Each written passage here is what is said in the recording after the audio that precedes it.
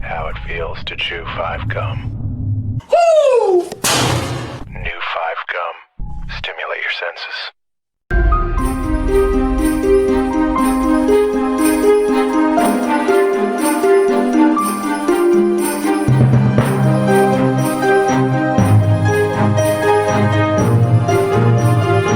This is the crew from Metal-O-Mania. I got my headphones on and my dick in your cat. Let's party. It's time to metal. This is Sean Killing from Violence, and you're listening to Metal-O-Mania with the Crypt. Metal up your ass, brothers and sisters.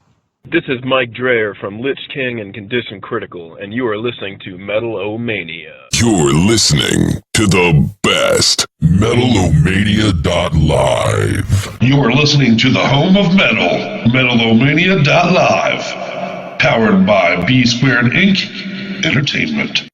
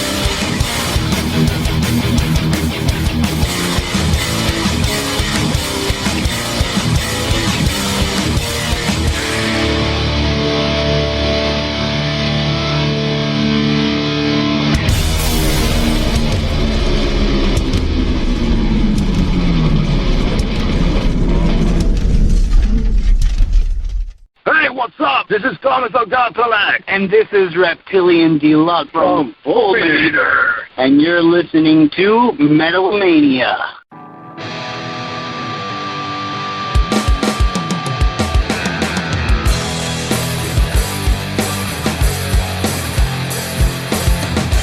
Flashing pictures on my screen, shown too quickly to be seen.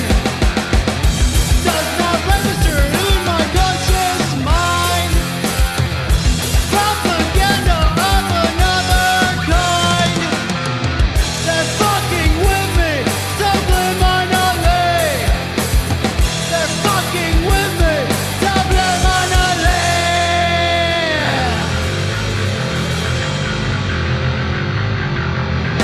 Flashing pictures on the screen, show too quickly to be seen. Doesn't register conscious mind. Propaganda of another kind. Tell you, don't say, murder, never.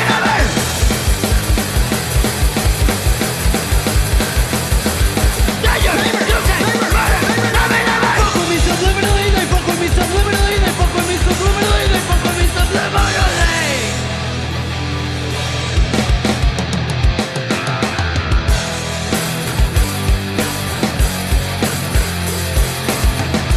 Watching TV, I start to cry. For no reason, I don't know why. Could it be from messages on my TV? Which I'm getting subliminally. They're fucking with me subliminally. They're fucking with me subliminally.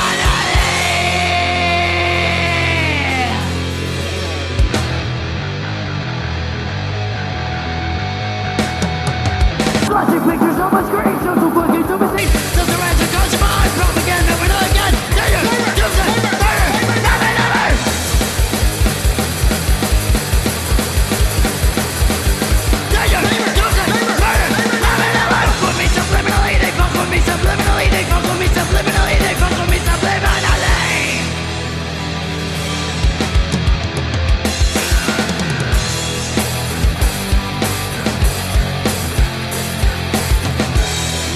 control the easiest way. Sponsored by the CIA. It's a weapon you cannot see. It's propaganda subliminally. They're fucking with me subliminally. They're fucking with me subliminally.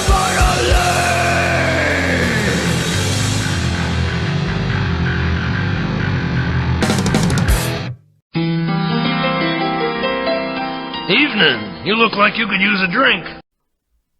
And with our pals in Fulminator, we open up episode 195 of Metal-O-Mania. Thank you for joining us. Thank you for coming to us for your metal needs. What's up, Scully? How are you tonight? I'm great, thank you. How are you doing? I am very good, and very excited for the show tonight because it's going to be a good one. Yeah, I got a killer playlist. I was peeking ahead. Fuck yeah, the playlist is on fire. The interview tonight is with Steve from Within the Ruins. I'm very much looking forward to that. Yeah. This Blackheart release is just silly.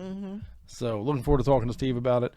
And we're going to bring you lots of metal. And of course, Scully and I we're nearing the end of 2020 here together. So thank God. We're going to help you close the festivities. But well, my question there, I got a lot of that lately. I'm talking to a lot of people this week about, oh, thank God 2020 is almost over. But is it going to change? I mean, the calendar's going to change, but is anything going to change? Does I 2021 think mentally is almost enough now, don't you think? We'll take the calendar. If nothing else, just spin the calendar. Yeah. Okay. All right, I got you. Everybody's looking for such like a fresh start that, maybe let's just hold out hope. Let's hope like the first week of 2021 at least isn't like complete fucking shit. Chaos, right? Yeah. Take the breaks that off. way at least maybe like there's at least a little bit of hope and like something to back that up or like to give that a little bit of like that's what we need, a little like momentum, right? Momentum, exactly the word I'm looking for. Yeah, that's what we need. So momentum, the impetus to move forward and into better territory, right? So hopefully well, with a little bit of old school flavor, we opened up the show tonight with some Fulminator. They're a new band, but of course they did that cover of Subliminal, old school Suicidal Tendency song, one of my favorite songs ever, by the way. Right. So that gives me a little bit of that old good feeling, getting my juices going with some Subliminal. Fulminator and Suicidal combo, boom. You know what I mean? So that helps. That helps a little bit. Right. And how many shows left are we going to do this year, Scully? Can we do one the week of Christmas? No. Can we do one Christmas? That week off for sure. We've debated that, and I've at least won that argument. Oh, okay. So we've got one this week. I know we're going to do tonight with Within the Ruins, and we're going to do next week with my buddy Zach out of Morbid Cross. Right. And then the 23rd would be the next Wednesday after that, and that one we are taking off. Okay. All right. Well, then we're going to do a New Year's. We'll have a rerun show. Yeah, we'll run a rerun. Yeah, we'll do like a best of or a rerun or something like that. We'll run the episode with Steve from Testament or something. Yeah. Oh, yeah. Cool. Okay. And then the 30th will be the follow-up after that, and we might not do one that night. We're still debating. I think what we'll shoot for is doing one on the 31st. Let's do a special. Let's switch nights just for the New Year's. Adding a special is not the same thing as taking a vacation. No, I agree. Yeah, well, but don't. Well, people need metal to get their New Year's on, and they come to us for that. It's our responsibility. All right. I understand. Don't you agree? That. So, yeah, I do. Let's give them a New Year special. We'll take off the 23rd, and we won't do one on the 30th, and we'll do a metal yard on the 31st. On the 31st. All right, I like it. Okay. There you go. Look, we're making plans with you guys live time, so.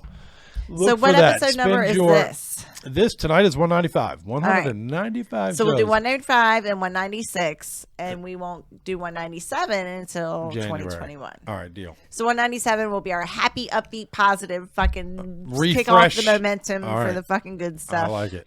I like it. 2021. Okay. I like it. All right, well, I'll tell you what. In January, we'll look ahead for tonight and for next week, probably, and especially on the New Year special. We're gonna look back. We're gonna look back a little bit. Okay. The New Year special, I'm trying really hard to get a couple special guests that you guys haven't seen in here with us for a while, so keep your fingers crossed. I don't want to announce it and jinx it, but hopefully we will have our doors open and some special guests in here for the New Year special. Okay. All right, let's see. And when we do that, we're going to recap the year. We're going to play metal from the year. We're going to play some of the best stuff of 2020, and we're going to recap the whole year together. It'll be fun. Makes sense. It'll be a Metal Yard special. You've been planning this for a long time already, haven't you? Yeah, you know I have. Right. I'm a homework dude.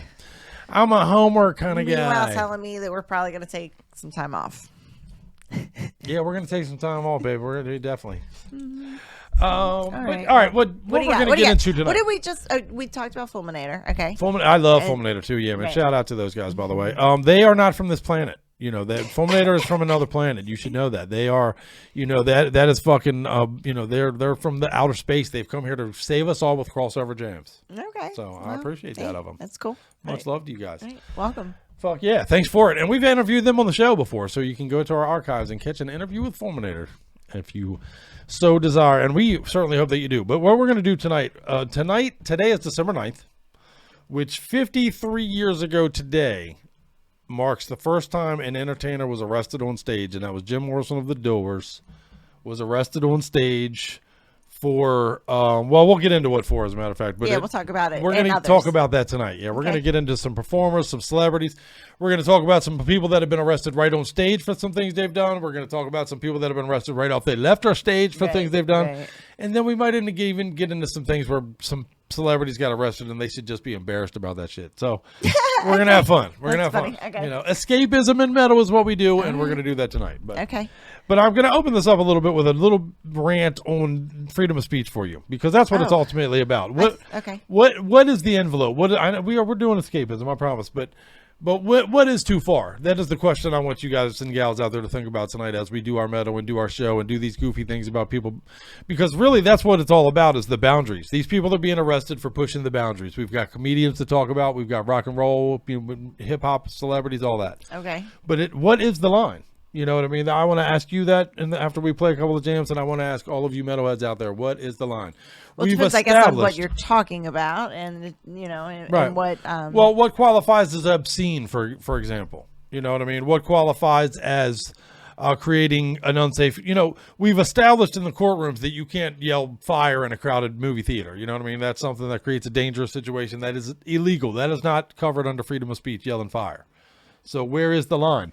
You know, what was it, that famous, I wrote it down here somewhere, but there was an old Supreme Court justice in 1967 that, when asked what porn was, famously responded, "I'm not sure I could define it, but I know it when I see it." You know what I mean? Which kind of is a good indicator, if you ask me, about it's a very much a gray area. It's, to this day, a very, very much a gray kind of thing. Where is the line? What's too much? I think that as a society, it's something that we grapple with daily.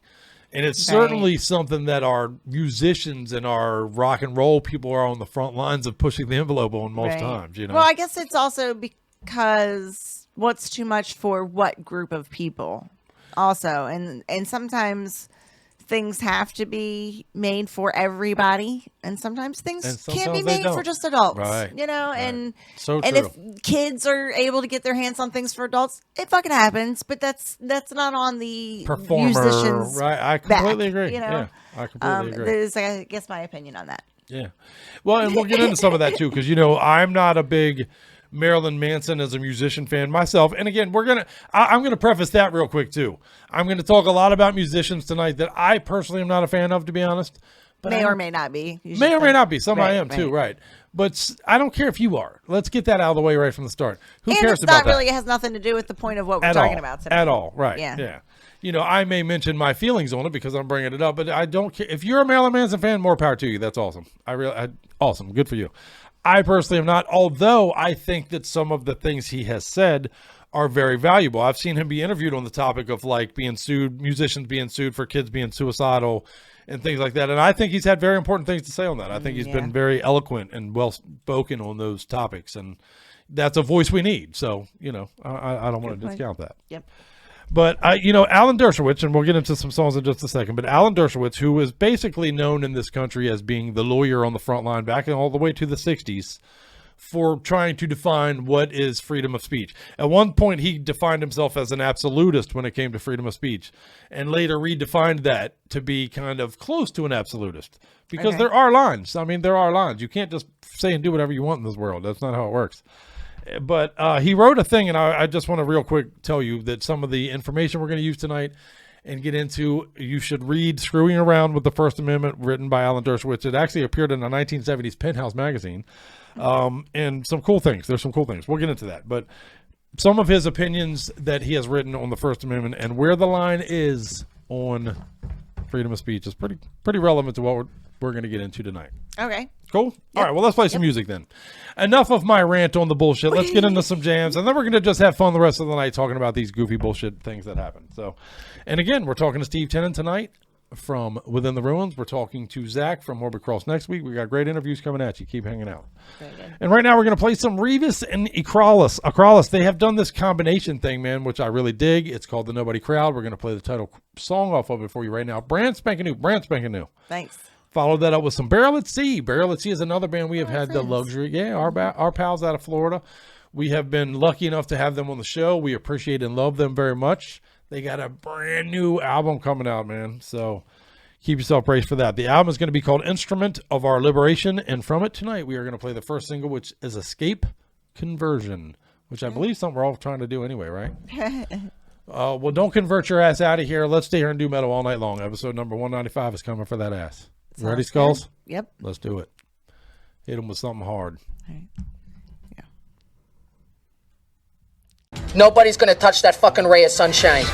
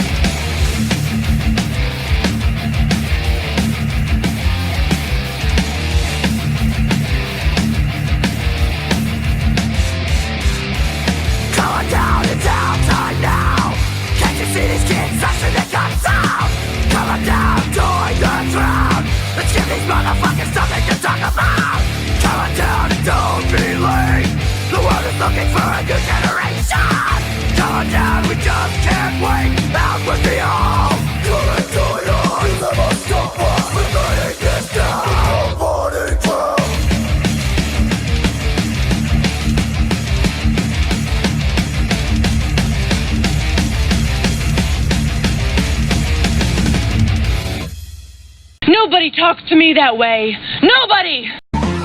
Who's that Pokemon?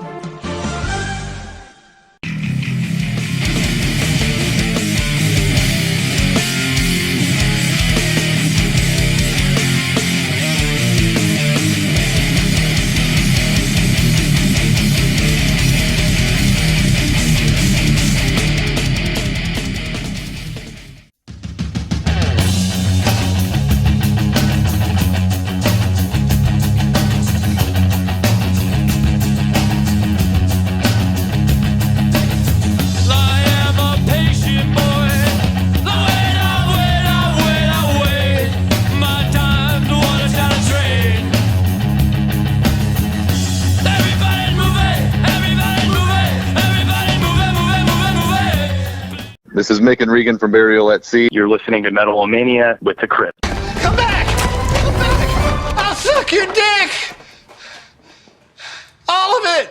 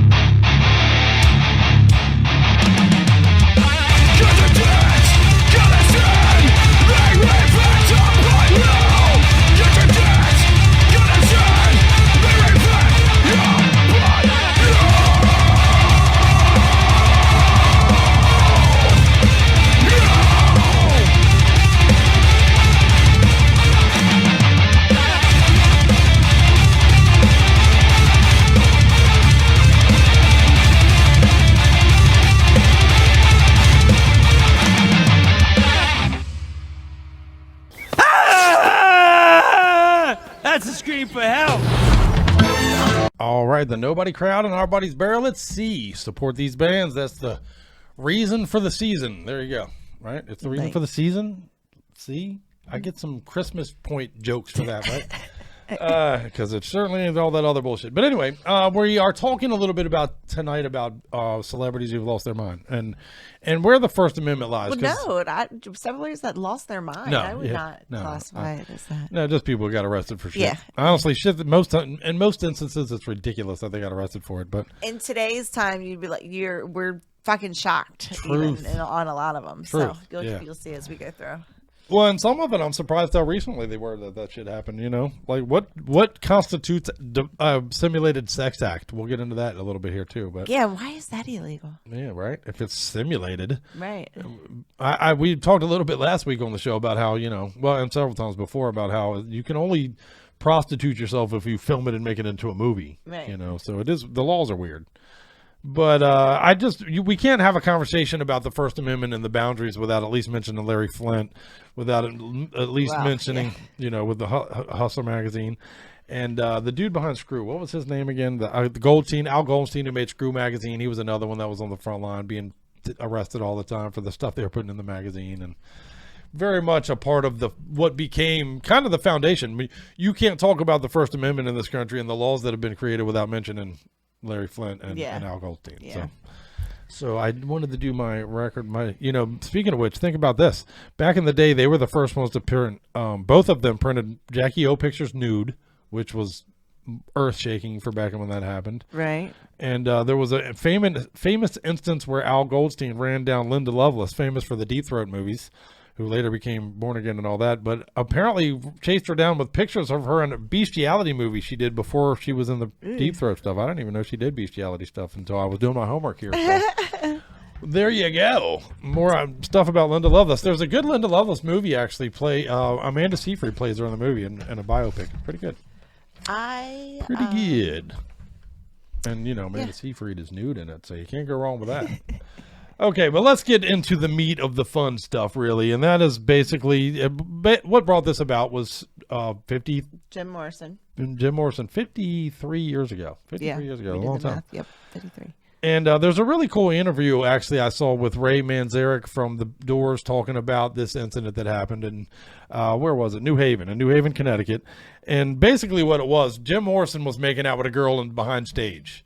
And there was a police officer that came back there, saw them making out, didn't recognize Jim Morrison, didn't realize he was part of the show or whatever, and basically started rousting him and told, you know, get out of here, kids, get out of here. And Jim Morrison like, man, you know, I'm with the band. Don't worry about it. I'm just making out with a girl. I'm not hurting nobody.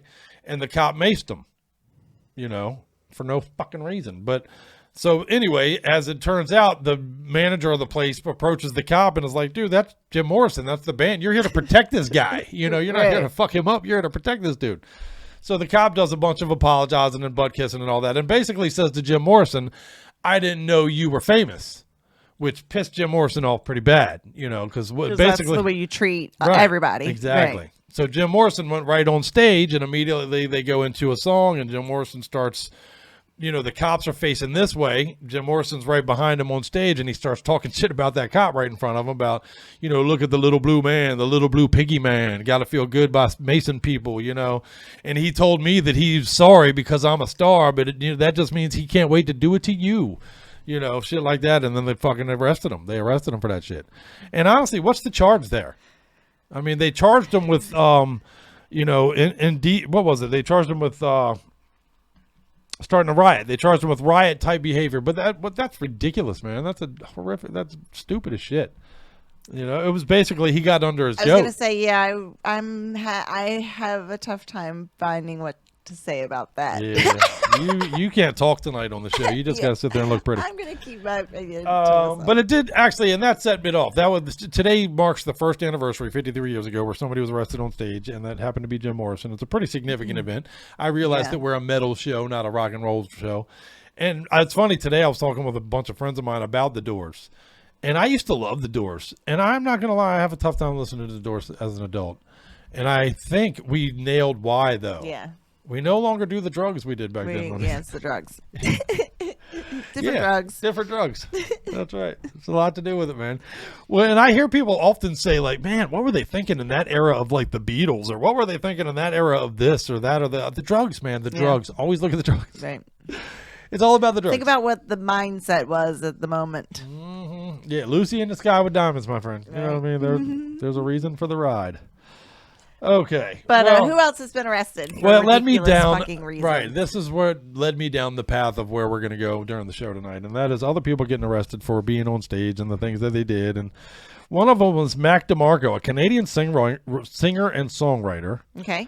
who got arrested in California just last year, as a matter of fact, because he climbed the stage. He got arrested for climbing the outside of the stage. Apparently the cops were telling him, don't get fucking down, and he was like, suck my balls.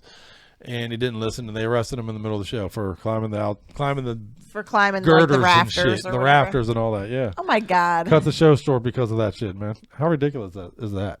Get down. Every show. I said get down. Right. Or I'm going to arrest you and end the show. Oh my That's God. just somebody who wants to be a cocksucker. Yeah.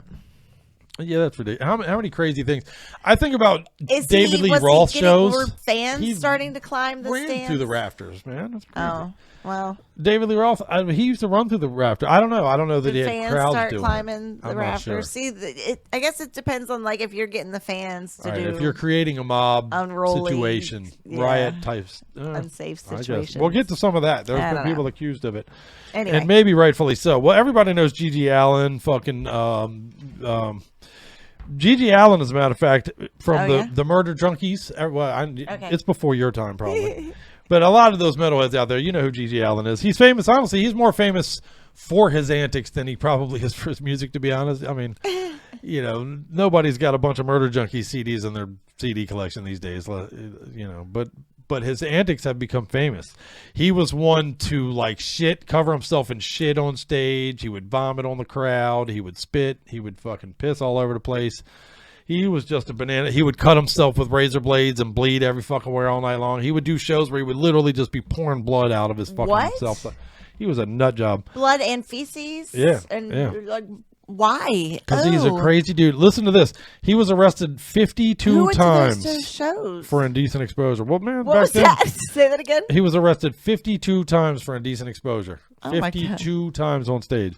He was arrested for assault and battery. He was arrested for, at one time, he simulated a sex act with a battle axe. He got arrested for that. I mean, this dude's a wild dude, man. He got arrested February 18th, 1992, after a gig with his band, the Murder Junkies, at Alston's Cavity Club. Apparently, the singer covered himself with blood and feces in that show. The cops weren't having it and locked his ass up. Yeah. Goofy side note about Gigi Allen, for those of you who may not know, and this is, to me, is a wild perspective.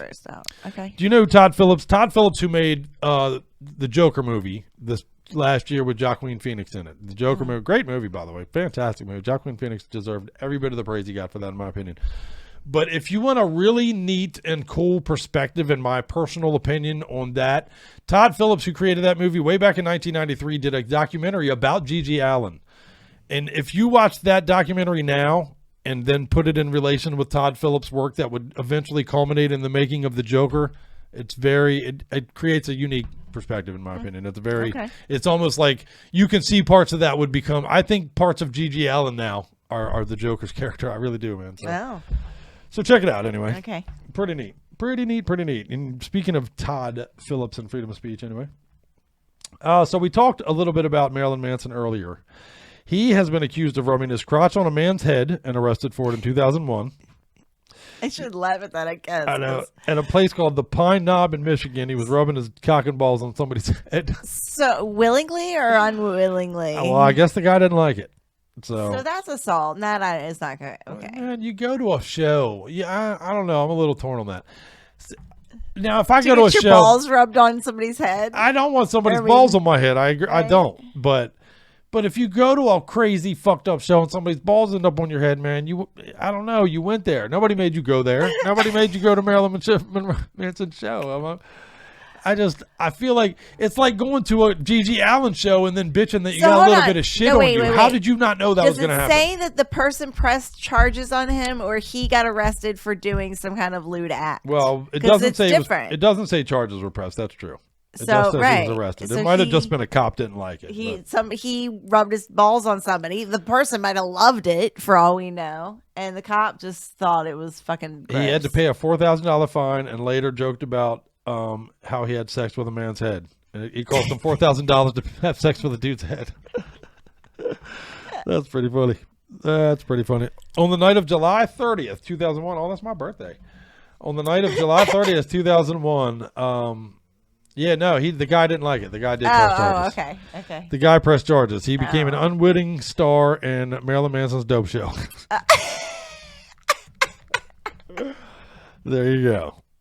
Oh my god, I should definitely not laugh. He was charged with misdemeanor assault and battery and criminal sexual conduct, the later of which was can carry a multi-jail term sentence. Excuse me. A judge later reduced it to sexual conduct charge, a 4th-degree felony, and disorderly conduct, and that's pretty ridiculous. So who got the $4,000? Did the dude get the $4,000? Probably, yeah. Yeah, I mean, he should get the $4,000, right? I got $4,000 for having Marilyn Manson's balls all over my head. That is fucking awesome. Yeah, I would right? love that. Yeah. I'm going to ask you right now, right? What? If Marilyn Manson walked in here right now and rubbed his balls all over your head and then handed you $4,000 and walked out of the room, would you be like, yeah, we're good? Fuck yeah. Me too, would be bro. Good. Me yeah. too. What are you talking about? Yeah, hey, we've said it before. We're all whores. It's just a matter of price. It's just a matter of negotiating our price. Take less than $4,000. Yeah, fucking A. That's Give me a lot of money. $4,000. Yeah, I can take a shower and wash that ball right off. Yeah, no problem. All right, one more and then we'll play some music. Nobody here in our marital world is a big fan of Bobby Brown, but I didn't realize Bobby Brown has been arrested a lot. He was arrested for doing drugs on stage once. I didn't know that shit, apparently. That's smart. And he was regularly booked for simulating sex acts on stage with audience members. How about that? He'd like bring bitches up, start humping them, get arrested for it. And get arrested for it. Well, see, and I got a question there. Oh my god.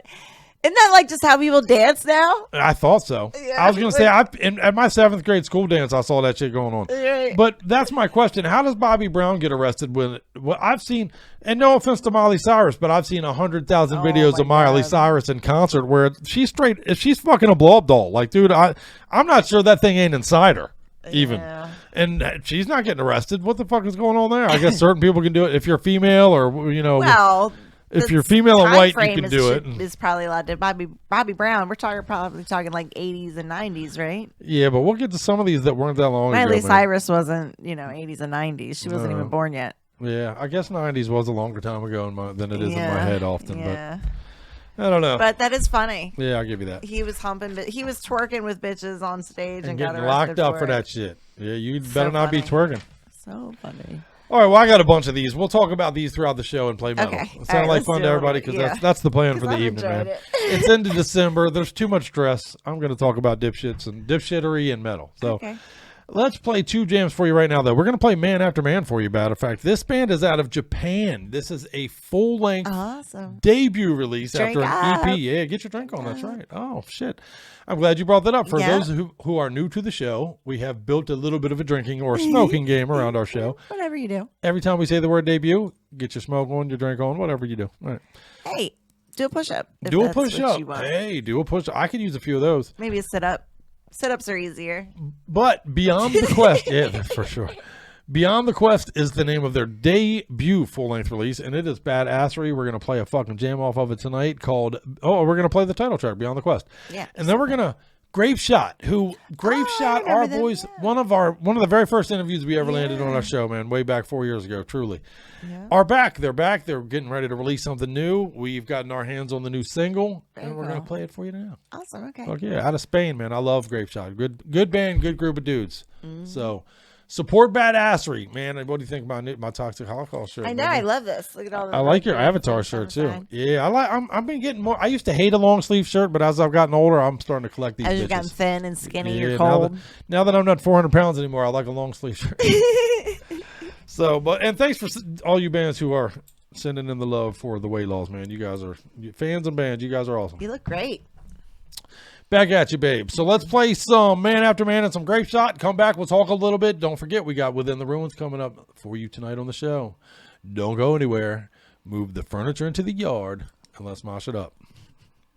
It's too cold to do outside. Fuck that. You're just hurting yourself with this rambunctious behavior.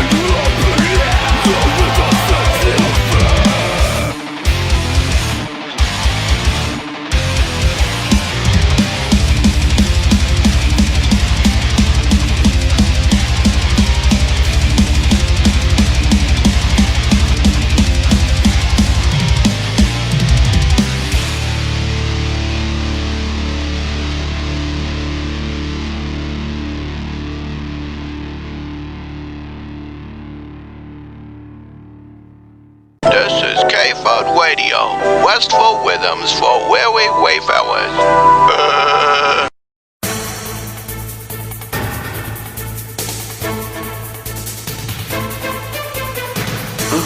What was that noise?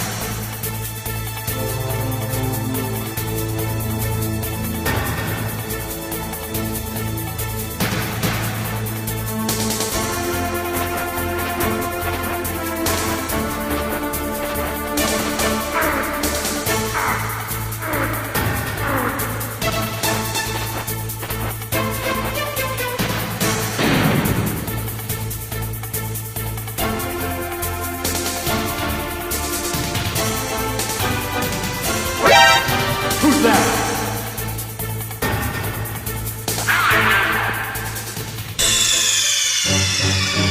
Snake, answer me! Snake! Snake! Marcel? Where are you going with that disc? You are not putting that on again. Marcel, okay, if you press that button, you are in very, very big trouble.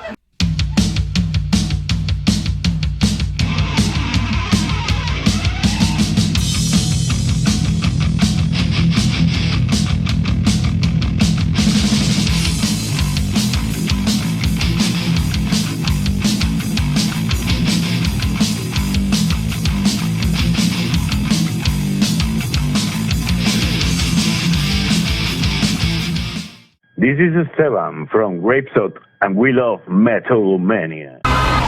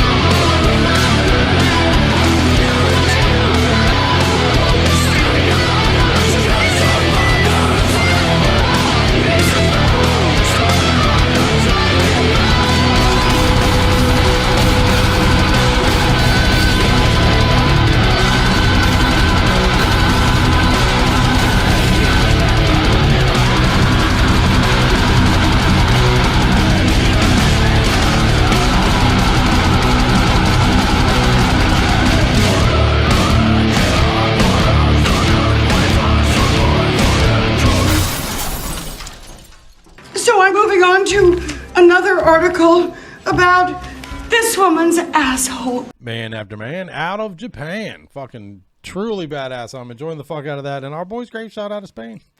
Yep. They are back.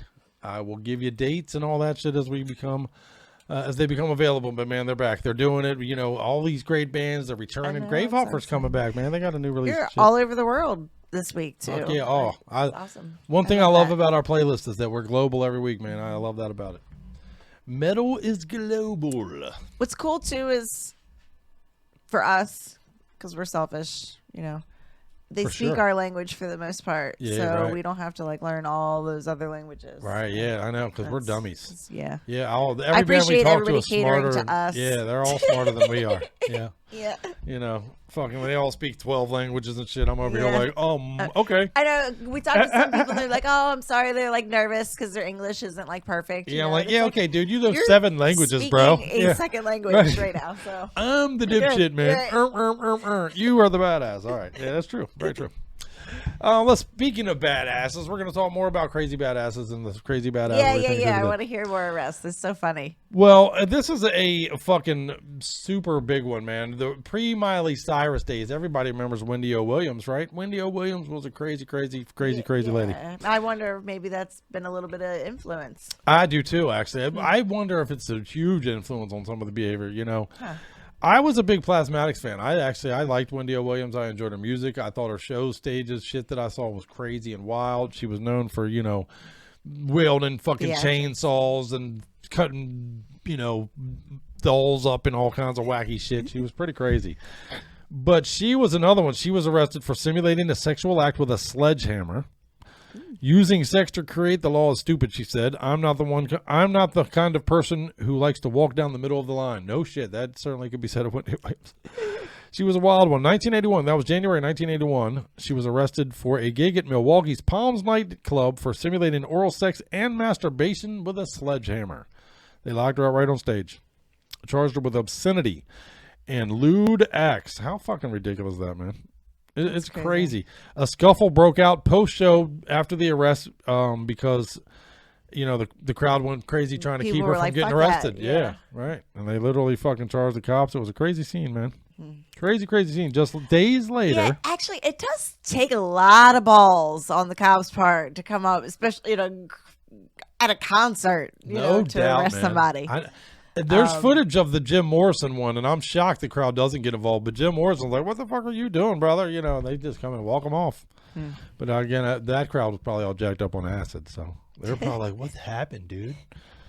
But yeah. They don't even know if it's real or not, actually, yet. Crazy, man. But yeah, that's fucking wild. Like, so think about that. That was 1 year before I was born, though. And I am now, what, 39? I'm almost 40. I'm almost 40. It's close enough. So in 40 years, though, it takes 40 years for you to be able to masturbate, simulate masturbation on stage. How about that? Right. You're doing it well if you do it for 40 years, though. Days after that, she was arrested again in Cleveland for simulating a sex act. This time, wearing a bra made of nothing but shaving cream. There you go. That was Wendy Williams, boy. Right. Rest in peace, girl. Crazy So one. she got out and then immediately did it again. Yeah, oh yeah. That's how they did it, man. We're gonna talk about Ozzy later in the show, but fucking Ozzy was one that was basically a crazy like dude, fuck brother. you. Yep. Big old thumbs up to you. Right, lock me up, motherfucker.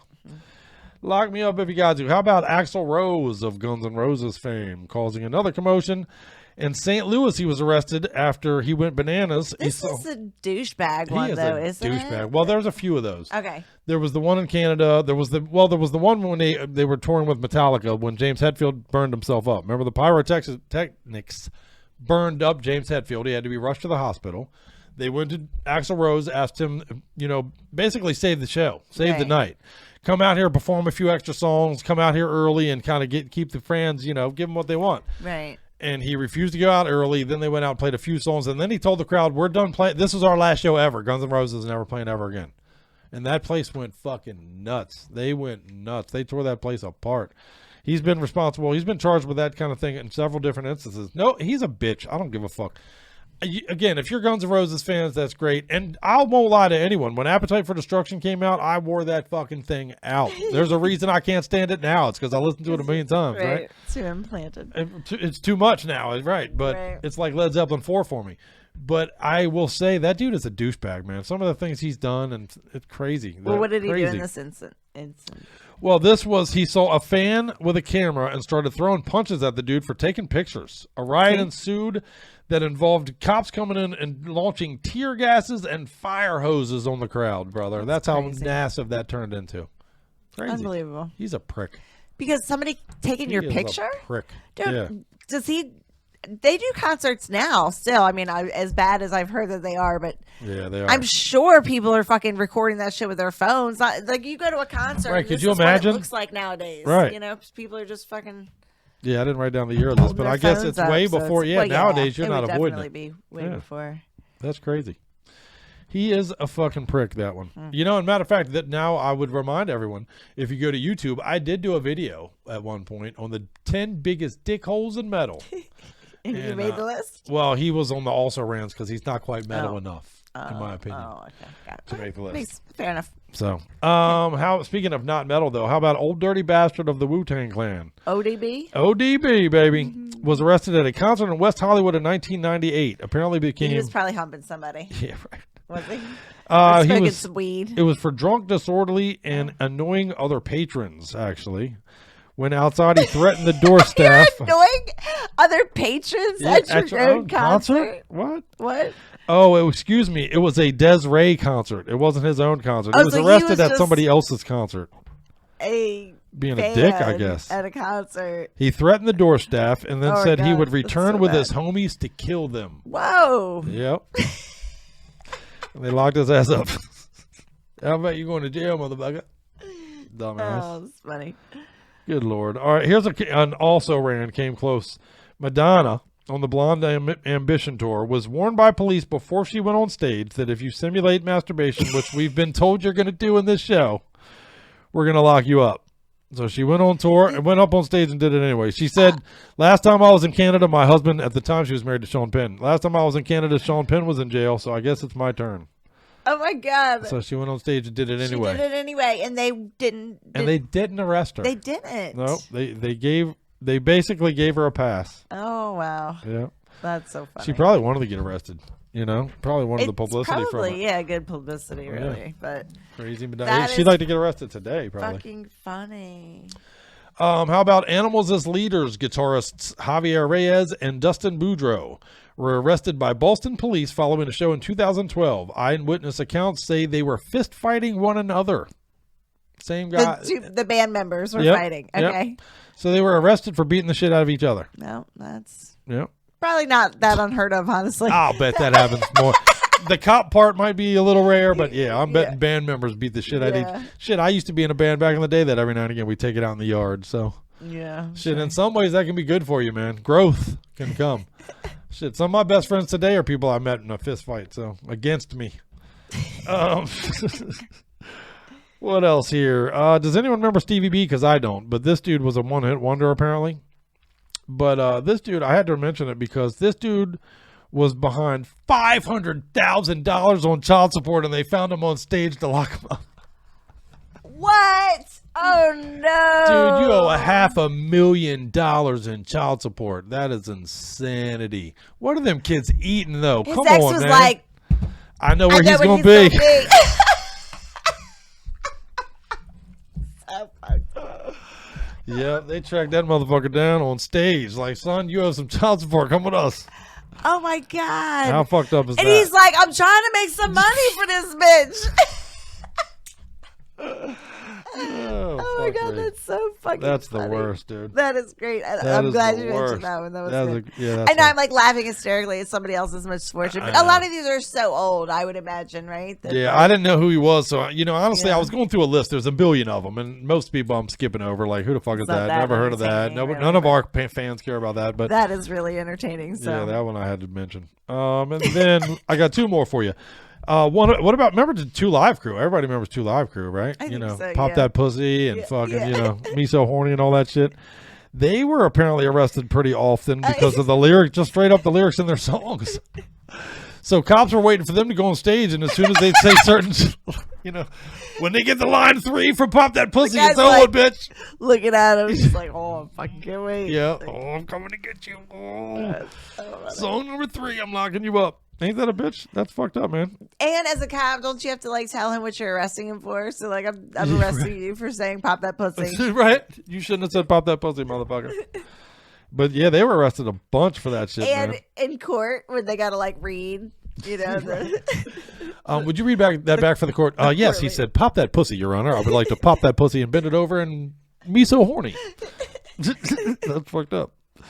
The group was eventually acquitted, but that's actually a pretty landstone. I bring that up because that was a pretty landmark case. I mean, that went all the way up to some pretty high courts. It didn't make it all the way to the Supreme Court, but it went to some pretty high courts where they were continually being found guilty for obscenity until finally they were acquitted. Oh, okay. And the obscenity ruling was overturned in 1992. I mean, that's really not that long ago when you think about it in these terms. The follow-up disc was called appropriately "Banned in the USA," though, that they put out because they certainly were for a minute, man.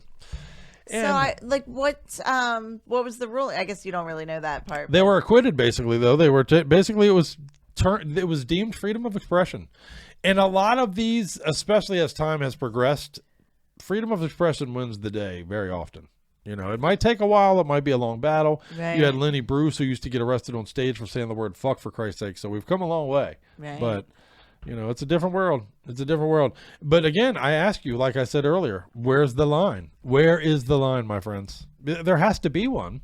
I am a freedom of speech person. Paramount. I believe, I hate those people. What are those? I forget the name of that cult, basically, that goes and protests at soldiers' funerals and, says it's wrath of God because we allow homosexuality. What is that? The Baptist, whatever the fuck church, the Westboro Baptist Church, those guys. I despise them. I cheer when I hear stories of somebody punching them in the nose. But at the same time, you have freedom of speech. They have to be you know what I mean? It's a fine line. You can't just agree with freedom of speech when you agree with it. It only means something when you allow for freedom of speech despite hating what you're hearing. That's when it matters, I get it. That's when it's. Anyway, well, I'll move the past. line is when you're encouraging other people to do That's something. where I think the that's line. Pretty much. When you're encouraging physical violence, if you're encouraging someone to be hurt, you can't allow that. That's a different thing. Now, and then that does bring me to another question, and I'll let you ponder on this for a moment, and we'll come back to it later. But how much of that is on you as the speaker as opposed to the dumbness of the listener? If I come out here every week and say, "Hey, you guys, go and kill 13 people," technically, you should be smart enough to know I'm not serious, first of all, and you should be smart enough to realize that just because I told you to do it, you shouldn't fucking be dumb enough to fucking do it, But in today's society, if I were to do that, I'm going to court. I'm going to have a problem. Well, I think saying like, "Hey, kill 13 people" is different than some ways that you can incite riot type behavior and acts. You know what I mean? Like, you don't even have to necessarily say, like, you even gave the example of you can't believe that the people didn't riot on behalf of Jim Morrison because of the way he was saying and what he was saying. He wasn't saying attack. No, I agree. I agree. Start a riot or do anything like that. But it's just the way that it's said in the moment that creates that. So I think there's a big difference between what's said and how it's said versus like just telling somebody to I suggest you do something. Well, see, I agree with that 100%, but I also do wonder where that line is still, even if I tell you directly. If I say, "Look, man, Joe Blow lives at 1345 West fucking Street down the road. You can go in the back door. Here's a fucking gun." You know what I mean? Now, granted, I agree. I'm culpable at that point. But still, you should. The fact that you did it because I told you to do it, I don't know, man. I feel like there should be more gray area there. Part of that is you're a fucking idiot. I shouldn't be held responsible for the fact that you were dumb enough to do what I told you to do. If I tell you to go jump off of a fucking building and you do it, am I responsible for your suicide? You should be smart enough to realize if I jump off the building, I'm going to die. It's a fucking dumb thing to do. If you say it in general and somebody doesn't know, but if you tell a depressed manic person to do it, then you are somewhat responsible for it. So I got to know your frame of mind to be able to know how to talk to you, and then that's going to be legally culpable against me in a court of law. That's crazy to me. I mean, that's here you're not talking to one person in general. You're talking to a group of people. So right. So I guess you have to scoop it up in a big barrel, and whatever you get, you get. If I come out here every week and say, go and kill 13 people, then 4 of you do it, Yeah, I guess. I don't know. That's crazy to me. I don't know. That's great. Something Smarter to ponder. people than me have to figure that out. It is a gray area to me because what's the onus on the speaker versus the listener? Where does it cross over from we're now in a conspiracy to commit murder together? I don't know. Yeah, it's something to ponder. We'll talk about it in a future episode. But let's go and let's do one more, and then we're going to play. Matter of fact, let's do one more, and then let's talk to Steve. What do you think? As a part of GWAR, everybody loves GWAR. Fucking GWAR was the shit, man. I have had the privilege to see GWAR live a few times, and my life has forever changed as the result of it. I was at a show once where they had fucking everybody who climbed on the stage was being spit out of a big fucking gelatinous filled vagina on the stage. They were covered in slime when they came out. It was bananas. Banana stuff, man. The GWAR, Dave Brocky was one of the wildest cats in the fucking history of the world when it came to shows, man. Just wild stuff. But they were arrested all the time for crazy. They would simulate sex with like fucking aliens and fucking, fake penises that were made out of fucking weapons. And here's one. Here's one I wrote down. Let's see. This is a quote from Dave. After the show, I was in the dressing room. I started taking my costume off with my head down to the waist, and I was standing there with this huge fake penis and nothing else on, and I heard this voice behind me go, "Hey, Dave." I turned around and waved. It was a cop standing there with a camera. He took this beautiful shot of my big, waving, huge schlong. Later, he was arrested for that picture. The cop fucking used that picture to arrest him. How fucked up is that? And there's a lot of that, man. There's a lot of that. You'd be surprised how. But, yeah. They did all kinds, man. If anybody who's seen GWAR live at all is not at all surprised that they've had huge problems with as there's now granted, see, in my opinion, that should be First Amendment. They're not hurting anybody. They're not inciting a riot. They're not doing anything to hurt. There's no pain being involved there. They're just dressing up and doing wild, crazy sex stuff. Now, granted, it's over the top sex stuff. You don't want your 12-year-old daughter in there probably at a GWAR show, but right. But aren't there some age limits to shows? Yes, exactly for that reason. Why? And here's another question, and then we're going to talk to Steve. Okay. But why is the line between, how is it that in a movie, now granted, movies do get ratings, rated R, etc. Now, and granted, I would make the case that a rated R movie is the same as going to most metal shows that have an 18-year-old, door limit. Right. Same equivalency, right? I would So think. why is it not parallel? Well, you can get away with pretty much anything in a rated R movie nowadays. Am I wrong? But somehow on stage, if I'm doing it, I can get arrested for it. That's crazy to me. Why is there such a distinction? I mean, you can. How old are some of these? Some get into the 2000s. But it's pretty bizarre. 2020 now. Yeah, it's I know. 20 years past that. I know. Stop reminding me how old I am. Let's talk to Steve. You are like, the 80s, 90s are just a few years ago. Yeah. And then you're like, just the 2000s. Well, I don't even know if this dude was born back then. So, yeah, so let's talk to Steve. Yeah, matter of fact, I'm very excited. I'm a huge Within the Ruins fan. I think it was very awesome of Steve to sit down and give us a little bit of time and talk to us about the new release, Blackheart, which just came out on Black Friday, the day after Thanksgiving. Blackheart, Black Friday, and it is just great. I've always been a Within the Ruins fan, but with Steve as the new vocalist, man, top shelf stuff, and I appreciate his time. Let's talk to him. All right, that's it. Don't go nowhere, man. Let's talk to Steve. Let's hear a jam. Let's hear the title track off of Blackheart, and let's keep talking about people getting arrested for weird shit. I like it. Okay. Fuck yeah. Hang out with us. Much love. Much better. And now for something completely different. All right, Metal-O-Maniacs. I am very fucking pleased to be joined right now by Steve from Within the Ruins, man, with one of the fucking things we've been anticipating all year, and it finally is here, man. This brand new release, Blackheart. What's up, brother? How are you, sir? I'm fucking fantastic, man. How are you today?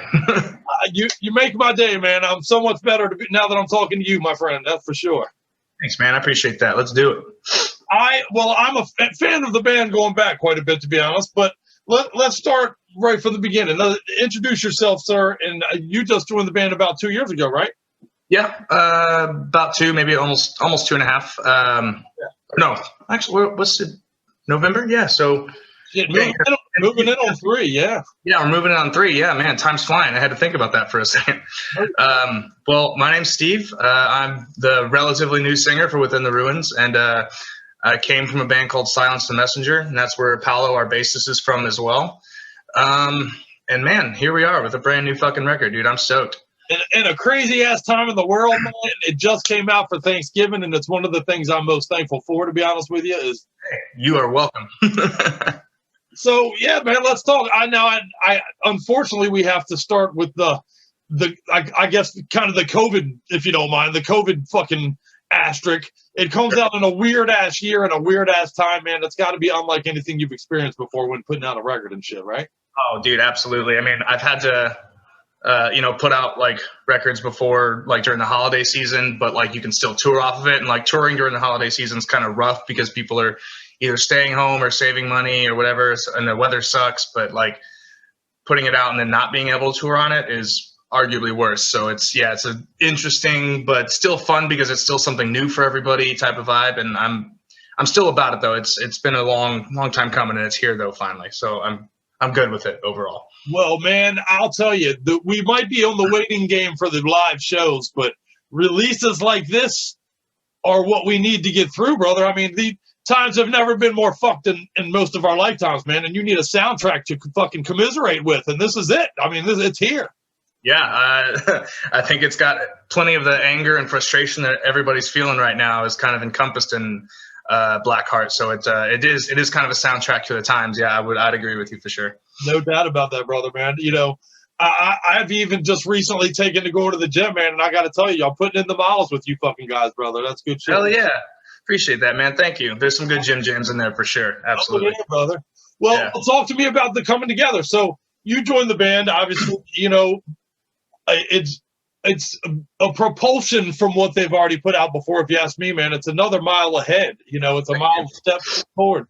And I'd like to actually throw this question at you. I notice when bands get better, especially bands that get the deathcore moniker, it seems like as you become better musicians, people like to throw that progressive word on there. What the fuck? I don't know. I think it's just all the subgenres and stuff are pretty whatever to me. I don't particularly care for any of them, but they are what they are. And the thing is, like, they're used so often, you know what people are talking about when they use them. So like they're that common. But I mean, I think people hear the word progressive and they're like, oh, the band got better. They've progressed in their ways. And I think that might be more or less what people are talking about. But I guess I couldn't disagree with it though either, because the band has tried some new stuff on this album that they didn't do before I joined. So I mean, I can't completely disagree with it either. So I subgenres aside, I get what people could be talking about though. Right. You know, trying new stuff. It's the musically step ahead, man. I mean, there is a clear, in my opinion, each album has had that and Within the Ruins discography. You've seen a very clear step forward. And this one's maybe 2 steps forward, if you don't mind my saying, brother. I mean, I don't mind at all. I appreciate that, if anything. Fuck yeah. So when you guys got into the room together and we're like, all right, man, we're about to really, you know, we got this kind of a new revamped lineup. We're going to hit the world running. What was the energy in that room like, brother? I got to feel like it's good shit based on the product here. Oh yeah. We're not always in the same room together as part of the interesting part of the process, because Paolo and I live here in Texas and Joe and drummer are out in Massachusetts. So, you know, we have our discussions about what we want to do. Like if we were playing some, you know, shows last year or the year before, and as things were slowly riding, like little by little in the studio, but it was kind of all done in chunks. So we kind of, after the first few songs that we did for it, kind of figured out what the vibe was going to be. So we didn't even really know right away, I guess, to answer your question. It took a few songs of kind of experimenting and Joe was seeing where I was coming from with the lyrics, and he actually kind of altered the writing a little bit on his end based off of where I was coming from. So it kind of wasn't all there right away. And so those first like few tracks didn't actually make it. They might show up later on, you know, like an international release or a B-side or something.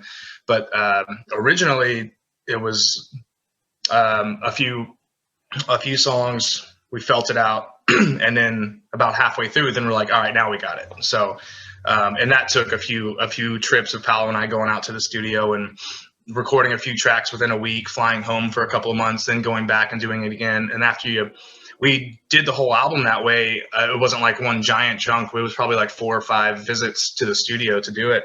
And so in a way that kind of helped, because then we get to record the songs, but then sit on them for a little while and figure out where we actually want to go, what we want to change, and think about it for a little bit instead of doing it all at once and then being stuck with the product, So it kind of actually worked out, even though it took longer. Fuck yeah, man. I've heard it said by bands that songs are like a stew, man. If you let it sit in there and simmer, sometimes the ingredients really flow to the top of it, And, Yeah. Sometimes they do, because you may not notice certain things at first, and then the more you listen to it, you're like, oh, we should actually bring this up or do this again, or add little, bells and whistles here and there. The more you sit on it, so like I said, worked out for the best, if anything, doing it that way. Well, if you put a gun to my head and said, "Give me one word to describe the new release," man, I'm aggressive comes to mind, man. Aggressive comes flying out of my mouth. If you don't, so tell me about that, man. Are you just pissed off because your brain works, or what? No, it's actually a lot of the songs are more from like personal experiences that I've had over the past few years. Shitty situations, kind of left and right, like with like a girl thing that went on for like over a couple years that was just really bad. You think of any problem that can go on in a scenario like that, and it happened for a long time. And there were some other things that stemmed from that, like other situations around me that were part of that problem that kind of went south. And also one of the tracks is about one of my best friends that took his own life. So I mean, there's a lot of just anger and kind of dark aggression in the album, and it's a lot of personal stuff. So yeah, aggressive is definitely a good adjective for it, for sure. Well, I've often said that's what separates metalheads from the rest of the world. We're all looking at the same fucked up world, but we're not going to be. What eyes? Yeah, right, exactly. But we're not going to be beaten, though, man. We're going to fight back. Is that the metalheads approach? Let's fucking throw some aggression in our background and hit to the floors. Oh, exactly. We're not going to take it lying down, if anything. Yeah, brother. I agree. And we need soundtracks for that shit, man. We need soundtracks to get through that shit. And here we are, man. Blackheart is for that purpose.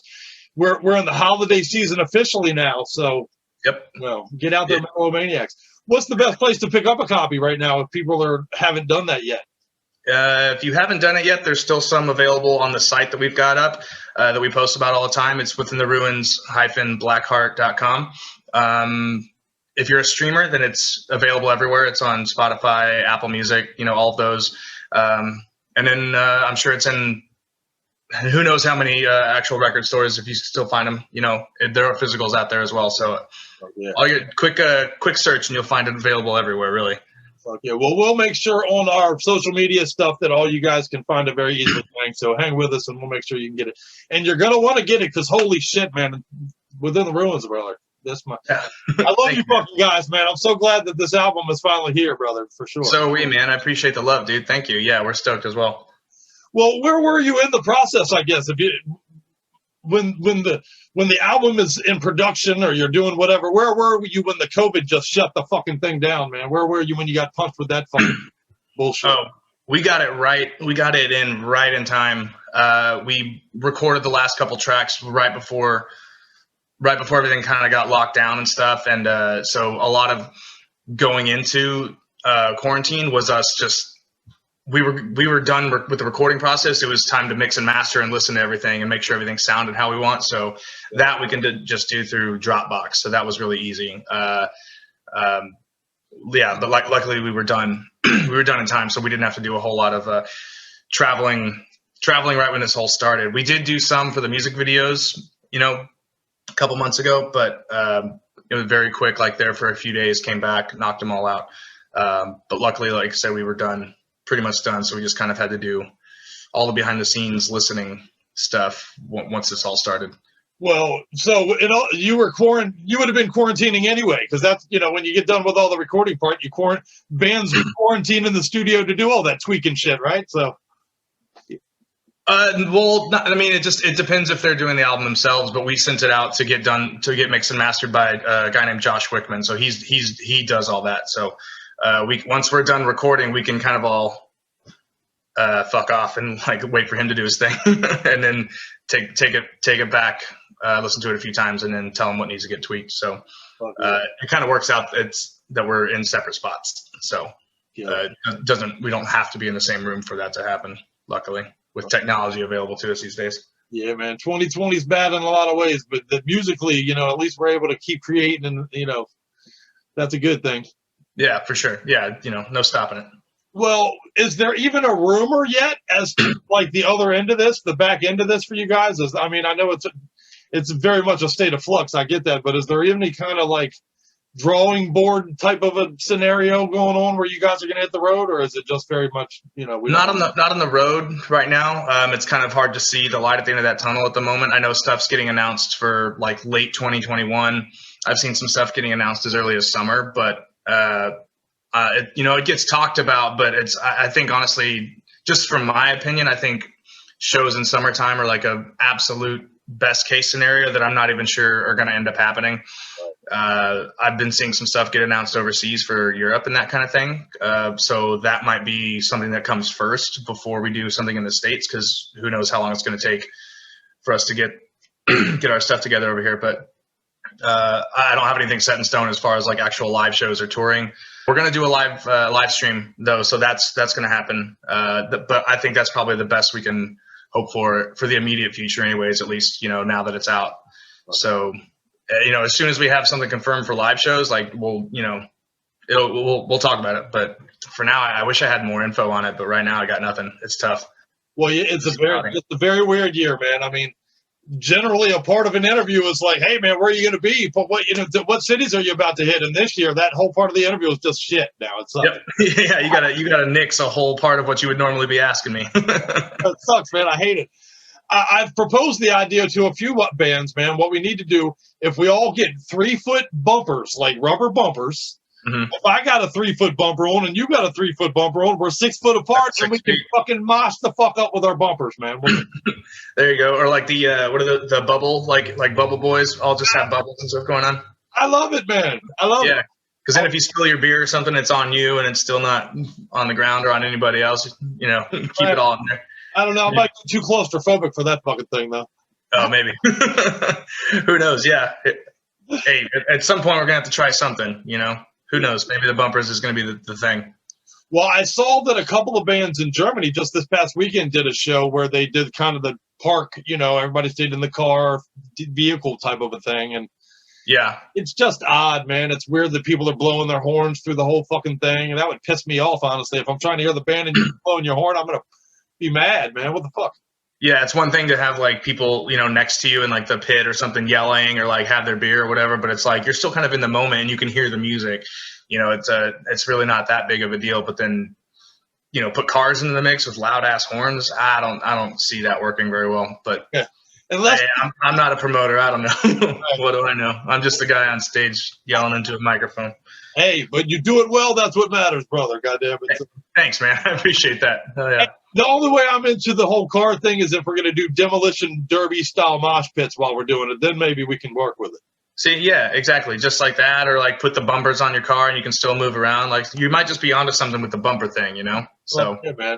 Hang on to that. Pitch it to the right people. Whatever it takes, brother. We're trying to open Scully's Club over here, so whatever it takes, goddammit. There you go. Whatever it takes. Oh yeah, brother. Well, that's good shit, man. I'm a huge fan of this album, man. And I'm telling you, all you Metal-O-Maniacs out there, pick it up today if you haven't done so already. We'll make sure we got all the shit on the social media, but subscribe to the YouTube channel. And, man, I can't wait to see you guys live. I can't wait to see this new lineup live, man. I'm looking forward to it, brother. Thanks, man. I appreciate that. Yeah, hopefully sooner than later, but just got to hang tight, man. So just jam the album, get used to it, let it soak in. And then when the time comes, come up front. I'll give you the mic. Fuck yeah, I'm coming, man. I'll be there. Cheers, brother. Hey, what's up? This is Steve from Within the Ruins, and you're listening to Metal-O-Mania with Crypt and Scully. When you lie with the lion, you'll never wake up to the truth.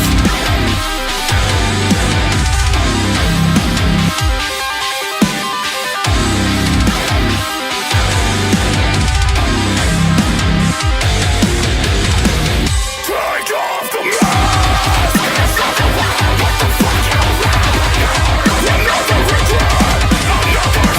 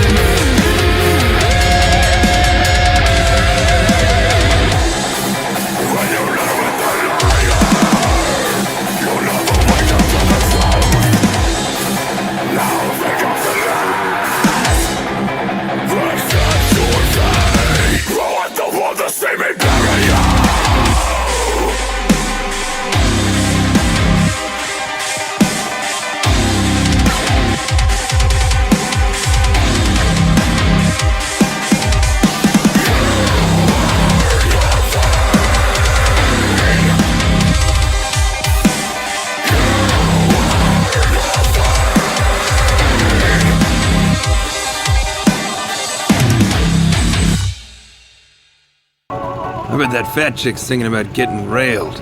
It's the eternal struggle.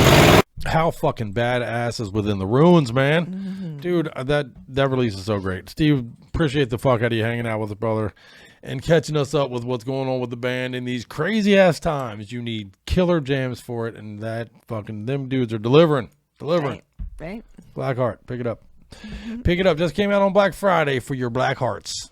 You know, and it speaks to me because I got a black heart myself. So there you go. Thanks again, Steve. You rock, man. And again, don't forget, next week we'll be talking to Zach from Morbid Cross, a badass band. And dude, wait till you hear all the rest of us are bitching about our 2020. This dude gets to tell all of you to suck his dick after the 2020 this dude has had. So the rest of us can eat shit. Okay. But, you know, we're talking tonight about people being arrested on stage for different various things. I thought we'd do a quick one. This break, we're going to talk about some not on stage arrests, but some celebrity arrests that I find amusing. How about that? Okay. Just some ones that I find goofy or noteworthy, either amusing or noteworthy. The first one's not necessarily amusing as much as it is noteworthy. On April 5th, 1986, police raided the apartment of dead Kennedy's member, Jello Biafra. Everybody knows Jello. Okay. And charged him in the band with distributing pornography to minors. Ooh. Now, many of you old cats like me know this story. It's because the album Frankenchrist came with the artwork of H.R. Geiger, the fine art painting called Working 219 Landscape, which was many people call the penis landscape picture because it has a penis in it. It had nudity and sex acts in the art. It's a fucking it's an art. It's art. It's not nudity, it's not perversion, it's not sexual deviancy, it's none of that. It's art. But because they included this art with their album, they were arrested and charged with distributing pornography to minors. Because minors were buying, people under 18 were buying the record. Yep. Yeah, I'm sorry, but that's on the parent, man. That's not on the record store. That's not, well, I mean, I guess the record store nowadays anyway. Post Tipper Gore, it's on the record store. Before it wasn't. Back then it wasn't. You know, it was on the parent to... Anyway, right. I thought that was noteworthy because of the, you know, you're arresting it's crazy art. Anyway, this one I do think is hilarious, and that is David Lee Roth, our boy David Lee Roth. We've given David Lee Roth quite a bit of shit on our show over the years. I've even been told by, oh no, I was going to say the dude from Anger Rod said I reminded him of David Lee Roth, but no, he said I reminded him of Dee Snider, so that's better. I'll take Dee Snider over. Okay, yeah. Over David Lee Roth, but okay. This one's funny because in 1993, April 16, 1993, David Lee Roth was popped on a drug sting buying $5 worth of weed at like a known pot place in New York. You know, a known drive up and cop and stop type of a joint, man. And what's notable about that is David Lee Roth, dude, you don't got to do that to get your weed, bro. Oh my God. Yeah, you know? right. That's crazy. $5 worth of weed? He was buying $5 worth of Jamaican bunk reefer at a touristy, cop-heavy place in Washington Square. Good grief. The second worst thing he ever did behind No Holds Barred. Anyways. But what the fuck? Yeah, you're right. Like, You're any David one Lee of Roth, the people in dude. the fucking front of the stage right there has got fucking weed right in their pocket. I won't throw their name out there, but I sold weed and cocaine in the late 80s to a very, very prominent member of a very, very prominent thrash band that still does it to this day. Still out there jamming and doing the thing, but in College Park, Maryland. So, yeah, but that was in a hotel. He didn't find me in a fucking parking lot and do a cop and stop like David Lee Roth was doing. That's crazy to me. Wow. 93. That's 93, too. David Lee Roth was a big deal since the $5 70s. worth? $5 worth of weed, yeah. I meant that you... Oh, yeah, no. No, it was a lot more than that. It was a lot more than that. September 18th, 2006, Willie Nelson's tour bus was pulled over in Louisiana. No, they were always fucking with Willie, weren't they? Yeah, they knew Willie. Mm-hmm. They're like, I know you got some weed on you. He got busted with 3 ounces of psychedelic mushrooms as well as some weed. Yeah, Willie loves the weed. Willie loves all the naturals, man. Mushrooms and weed. Yeah. He's been very pro of that stuff. So I thought I read recently he quit, but then I read that he started again. So Willie gonna smoke weed till he leaves this earth. Yeah. But in 2010, he was arrested again on a pot charge in Texas when his bus was pulled over, and they just pulled his bus over looking for weed. Yeah, that's all that is. He was on his way from Texas to Florida. A good thing for him, it's becoming legal everywhere. It only took his whole career for that to happen. Right. How about Paul McCartney when he packed a suitcase? This was big news in January of 1980. I still remember this. What did he do? He packed a suitcase leaving Japan, preparing to go to Japan. He packed a suitcase full of weed and to fly to Japan with it. When asked later about it, of course, he was arrested in the airport. It was a big deal, too. It was a big deal. Back then, weed was a big deal.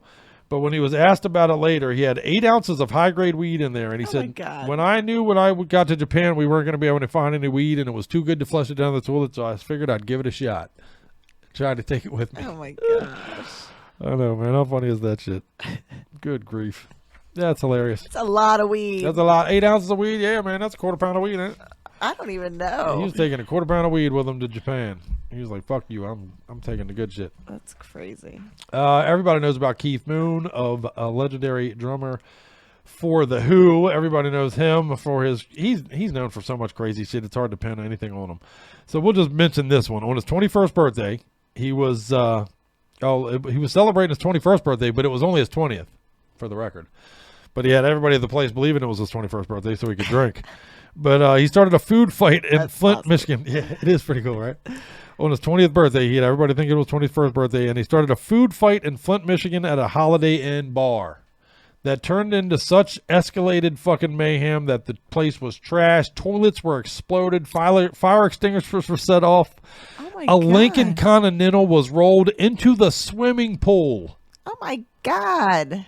Yes. A naked Keith Moon was behind the wheel of that Continental. It was arrested for such. There you go. Before jailing him, the Michigan escorted him with a broken tooth while attempting to flee.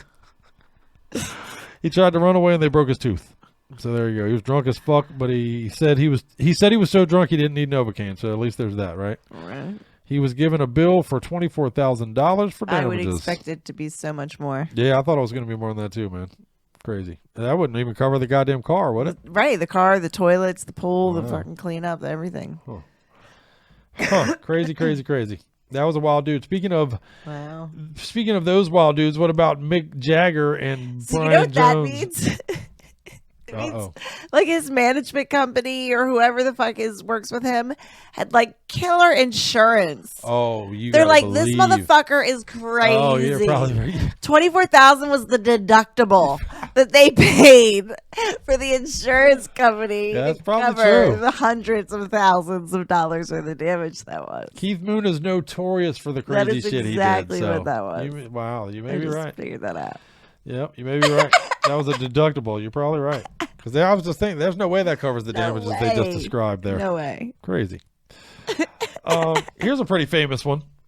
This one got a lot of play at the time. 1965 even. March 18th, 1965. Mick Jagger, Brian Jones, and Bill Wyman were in a in a gas station in, where was it? I thought I just saw it. In a gas station, in the UK. They stopped in East Ham, UK at a gas station and asked for the key to use the bathroom. Well, apparently the guy behind the counter saw you long hair freaky people and didn't like it and said, fuck you, you can't use our bathroom. So they pulled out their dicks and just started pissing all over the inside of the fucking store there. Yeah, they walked around relieving themselves all over the station and then walked out without paying for their shit. So they got arrested for that.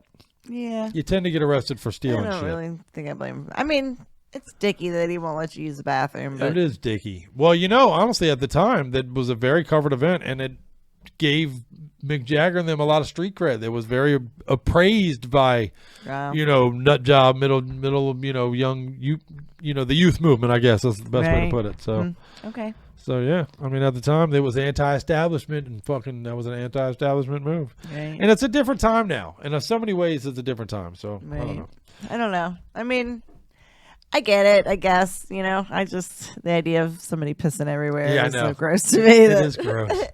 If you piss all over here, I'm going to kick your fucking ass. Yeah, I'll tell you that. Don't fucking do that anywhere near me. But I'll give you the key to the bathroom. I don't care if you're long hair freaky people. Yeah. You can still use my bathroom. In fact, you're my people, so. It's you suits that can't use my shit.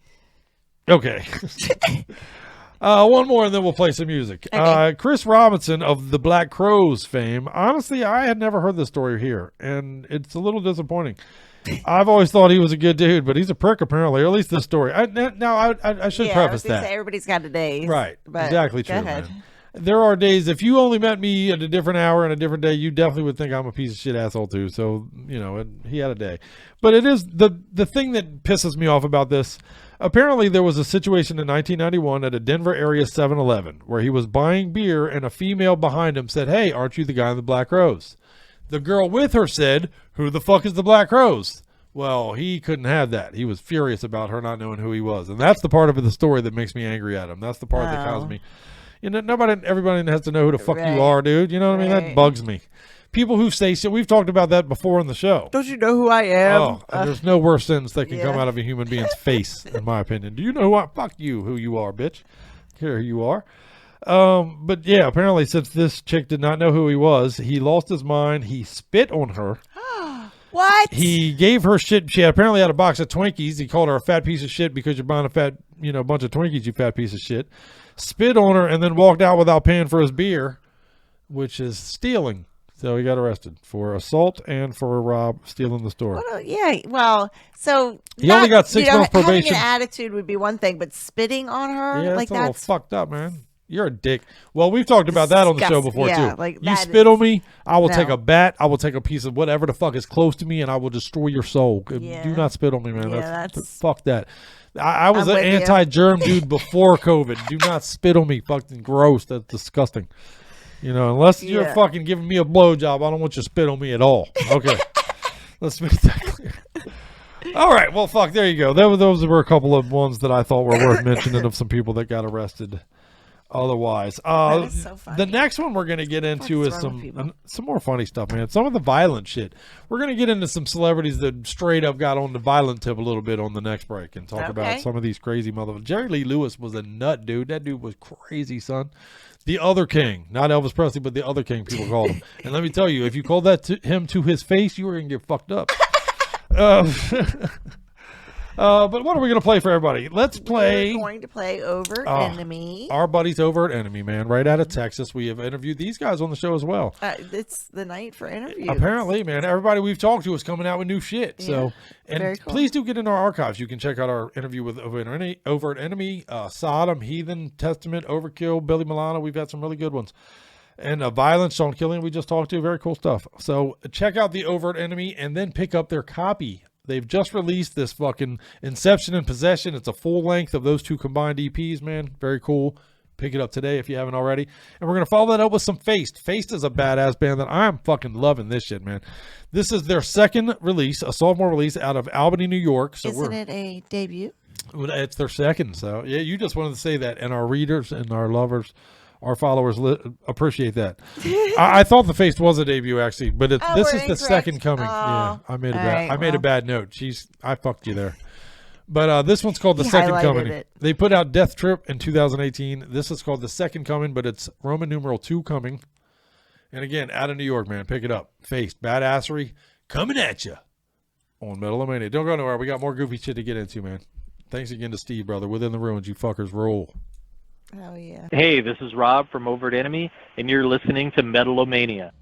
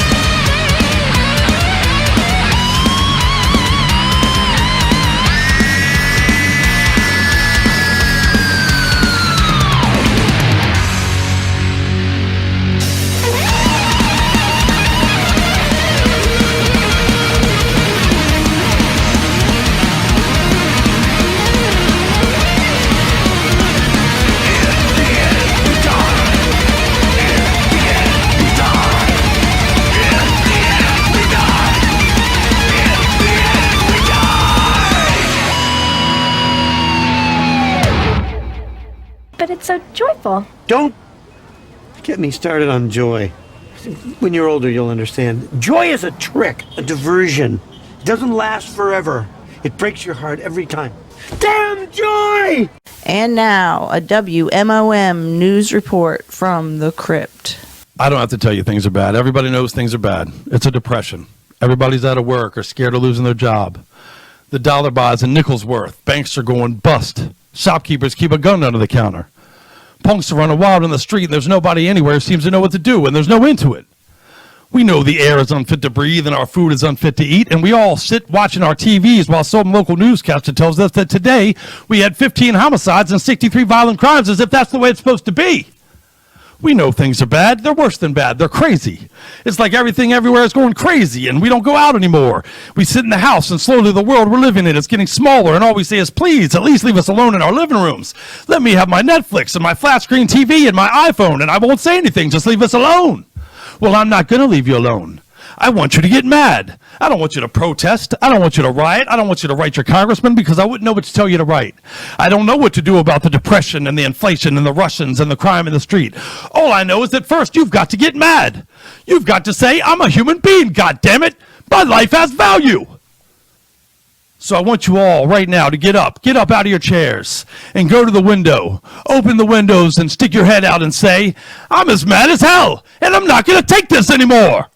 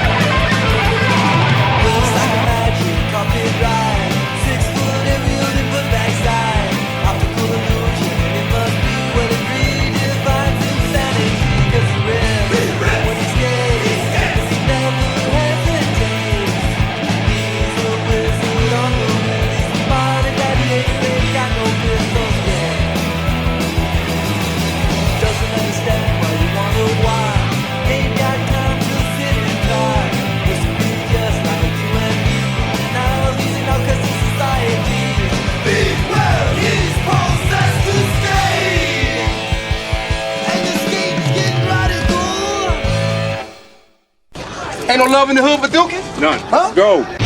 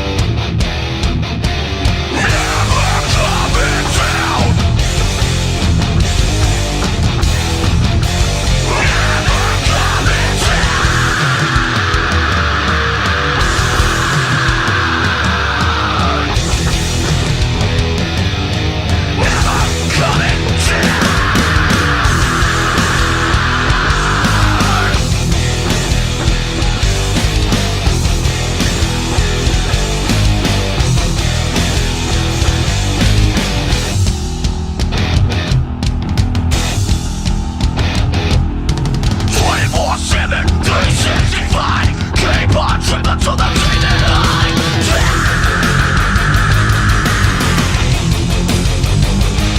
It's power. It's power.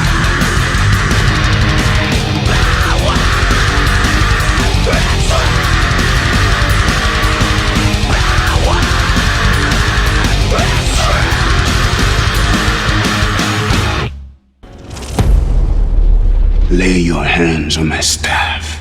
Gross. And say my name so my powers may flow through you. And that was our pals Overt Enemy and Faced, man. Good ass bands doing the good ass metal. Shout out to Robert and the gang over there in Overt Enemy. Another band we've talked to again. Check out the archives. If you look into our archives, there's gold in them hills, Jerry. So how are you?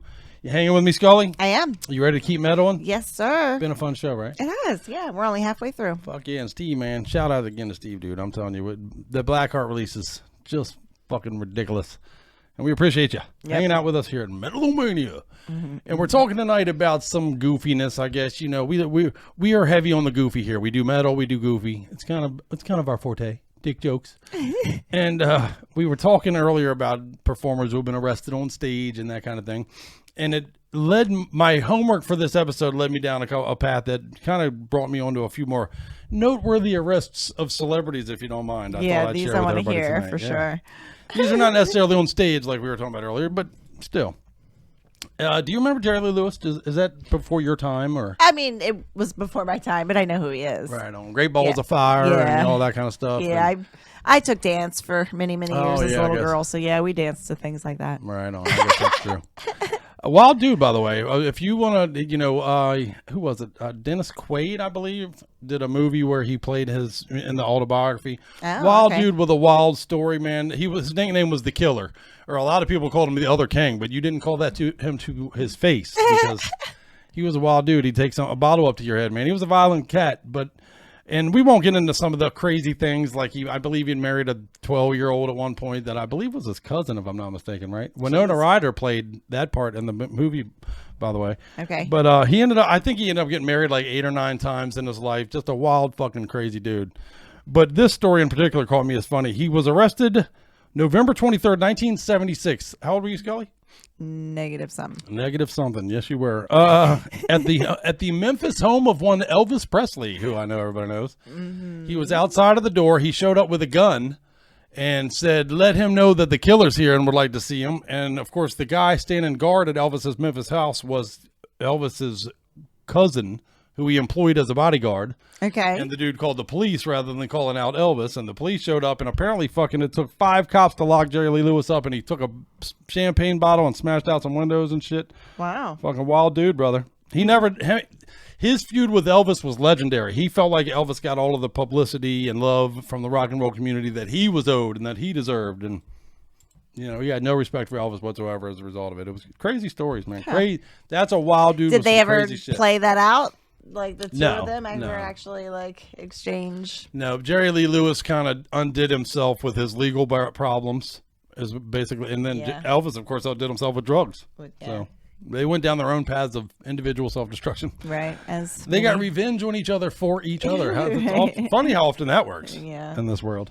Just wait. Yeah, like that's what I said, like just wait. The best revenge is a moving forward clock, my friends. Often true. Very, very true. Pretty wild, though. I do suggest you check out some of his story if you want to check out a story. And, man, back then, you could get away with shit. Shit today, you do half of that shit today, you're going to jail. Back then, they just did it and got away with it for some reason. It's a weird thing. But what about Johnny Cash? Everybody knows old Johnny Cash. Right. A hero of my father's, as was Jerry Lee Lewis and Elvis, by the way. But Johnny Cash, on May 11, 1965, another one a little before your time, in Starkville, Mississippi, was out past curfew. They had a curfew in this town. Well, he claims he was just sniffing flowers. Other people claim he was pissing in public. No matter what you believe, they locked him up and threw him in the drunk tank, where apparently he kicked the shit out of the bar so much that he broke his toes on the bars all night while he was in there bitching about being arrested. And on his way out of the jail cell, he gave his boots to a 15-year-old kid that was in there drunk and said, "I'm Johnny Cash. You can have my boots. These will be a souvenir." And I'll bet they are to this day a souvenir. That's funny. Yeah.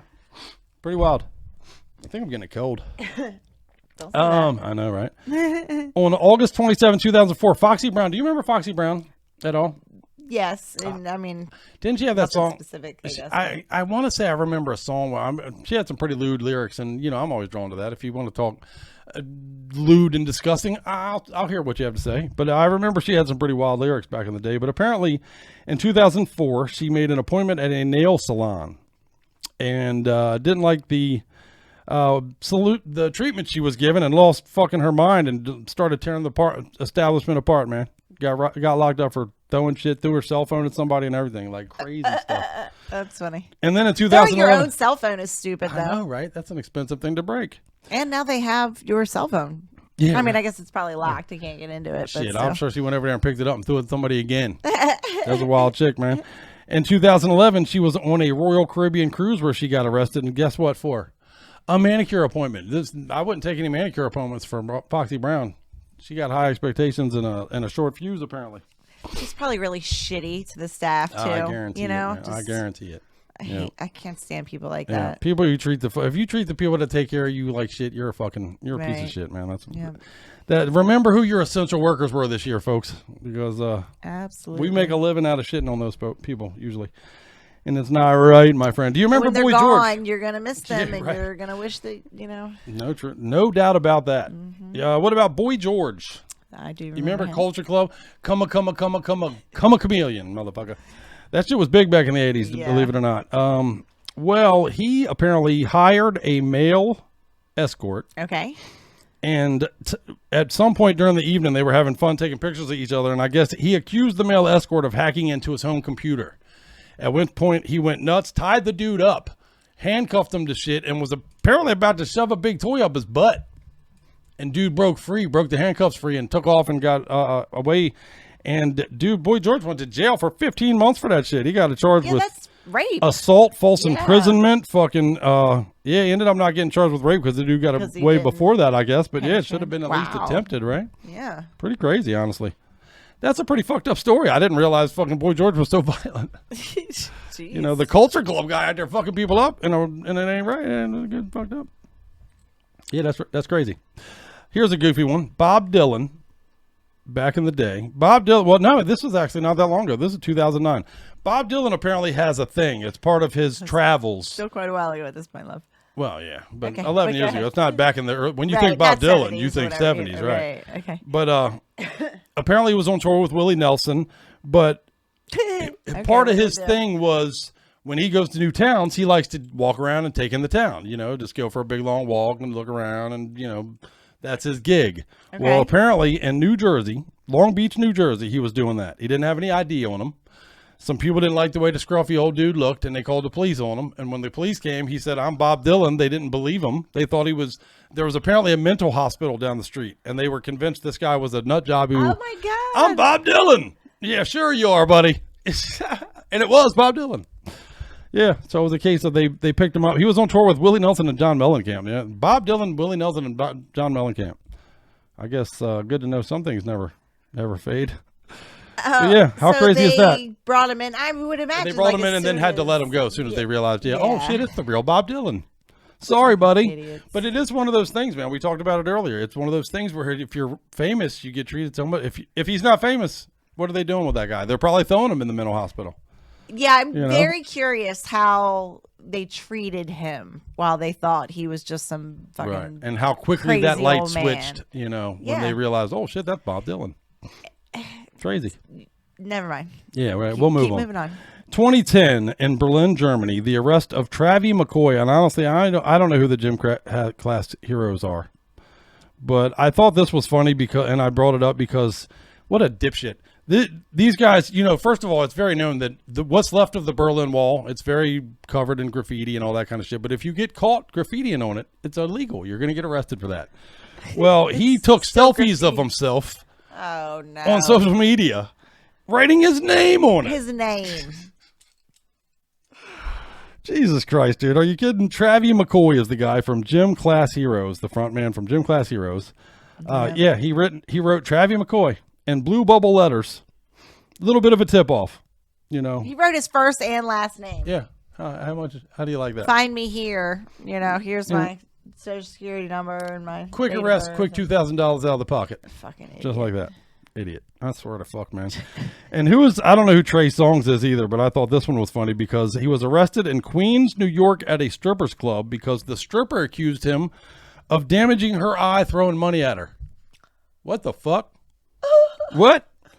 And in which case, I have so many questions. And I looked. He claims he was just being friendly, which I kind of believe. I mean, if you're throwing money at a stripper, you're not doing that to hurt her. In most cases, are you? And if you are, what aim? You got aim like if I threw a dollar bill at your eyeball. Ain't that like an X-Man? Ain't there an X-Man that does that shit with cards and shit? A fucking dollar bill at your eyeball, bitch. How you like that? You refuse me with a lap dance. How you like this? Yeah, I can't even. I mean, that's goofy, right? Yeah, I have so many questions, man. Please, somebody, if anybody knows more to the story, please fill us in because I looked. I can't. Just the idea. His side of it and her side of it is, right. right. Was it quarters? Did he throw change at her? I have to know, man. Oh I have to know. Trey Songz. I don't even know who the fuck he is, but that is hilarious to me, man. Pretty fucking funny. He was probably doing one of those like. Yeah, right. You know. Like, oh, eyeball. You're gonna take an eye out.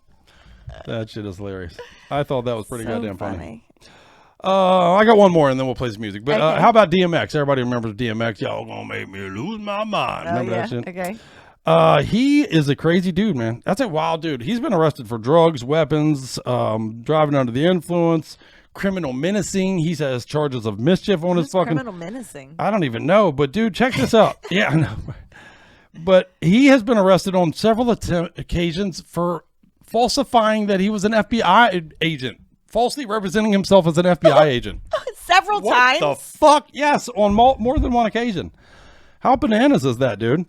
He fucking, at one time even, he forcibly removed a driver from the car, identifying himself as a fucking FBI agent, and said, you better, literally, it's like out of a South Park. He said this dude was not respecting my authority. When he was asked about it, I swear to God that you can't make this shit up, man. I want to get this right so I don't fuck this up. He was asked about it later, and he said he was just disrespecting my authority. Not that I really had any authority, but what if I did have the authority? He was disrespecting it. What? Come on, man. What? That's just to get into the That's headlines. a line out of a South Park episode, man. You can't make this shit up. You can't. What are you doing, yanking people out of their car pretending to be an FBI agent, dude? That's wacko, dude. That is crazy. And then, especially, what if you realize this is DMX? You ain't a fuck. Well, how would you know? That's like, nuts. are you, I guess, calling the FBI to see about getting your car back? Huh, I wonder. You know, like, how do you know Right. that that's not FBI? You know, all that. Dude, I was pulled over once. What do you do when FBI commandeers your vehicle? Right, what the fuck? Get him charged with theft if it's fucking DMX, apparently. Oh, my God, that's so funny. It yeah, is that bananas, is man. theft, even. Yeah, that is That's bananas. grand theft. That's a car. That's Well, I don't even think he was trying to take his car. He was trying to just roust the guy. He didn't like the way he was driving, so he was fucking acting like he was an FBI agent, yanking him out of his car, throwing him around and shit, being physical with the dude. You know? Oh, wait a minute. No, he's not even he wasn't taking the car. No, he was pretending to be an FBI agent. He Well, I didn't got that like part, He but didn't I like the thought- way the dude was driving, so I he didn't pulled him over realize it as an was authority too- figure, and then yanked the dude out of his car and started throwing him around. FBI don't even fuck with people about traffic violations. Right?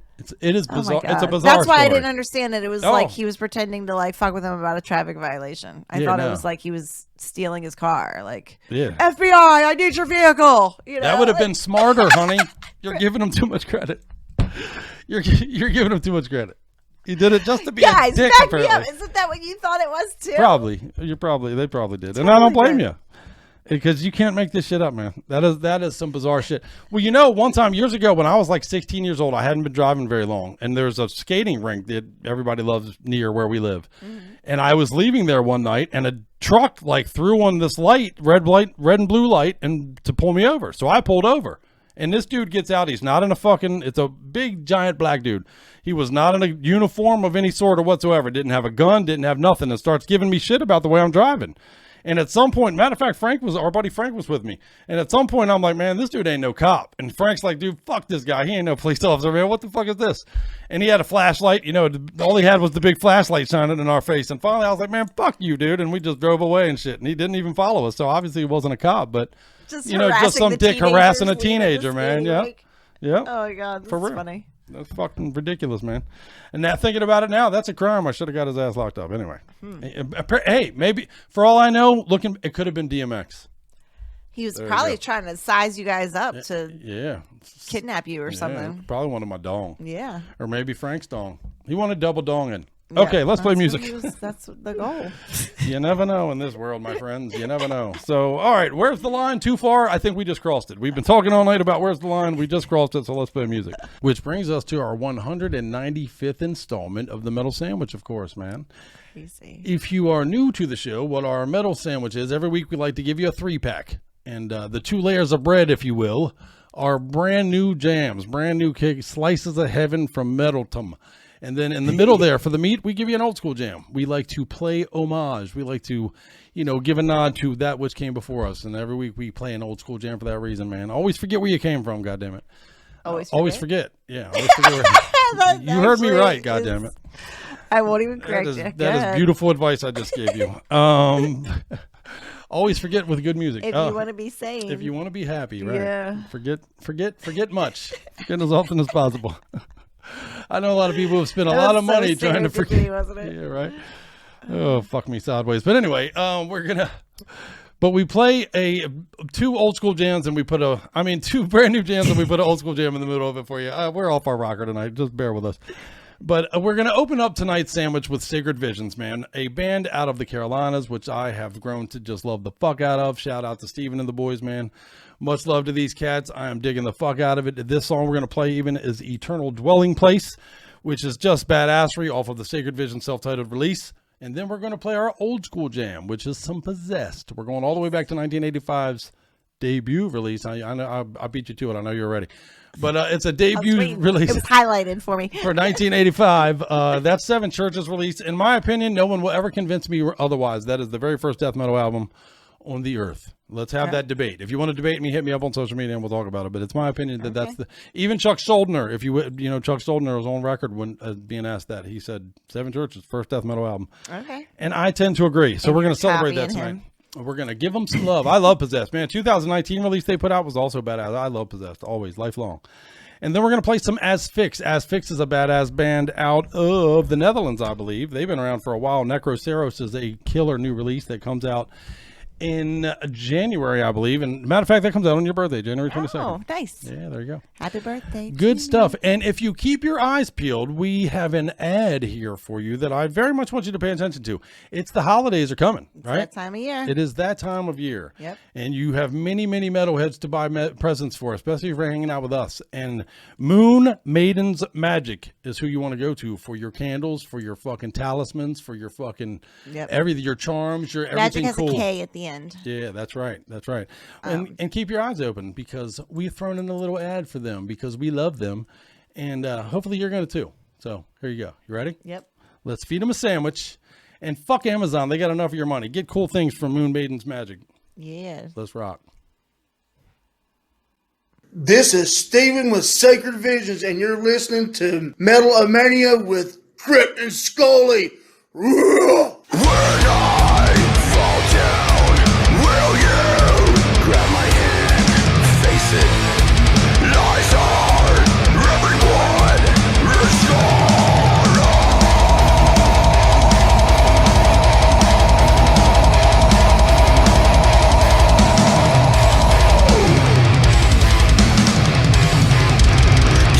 Day after day, my life force gets ripped away.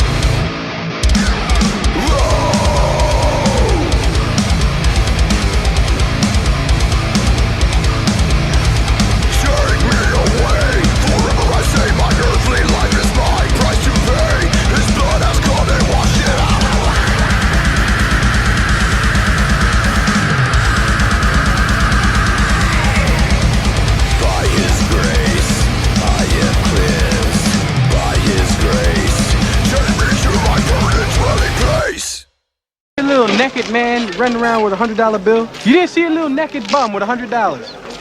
No, but I could arrange for one. Merry meet everyone, I am Catherine. I'm Ashley. And we are Moon Maiden's Magic. We make custom intention items with flowers, herbs, oils, and crystals. We make spell jars. This is a romance and passion spell jar. We also make candles. We have a strength and healing and a peaceful sleep candle. These are necklaces. This one is a self-love and confidence one. And this is an anti-anxiety one. And if you head on over to our Facebook page, Moon Maiden's Magic, we are running a holiday raffle with $3 entries and opportunities for multiple prizes. We're Moon Maiden's Magic. Do your part and support a small business for the holidays. And thanks for watching, listening. Bye. Bye.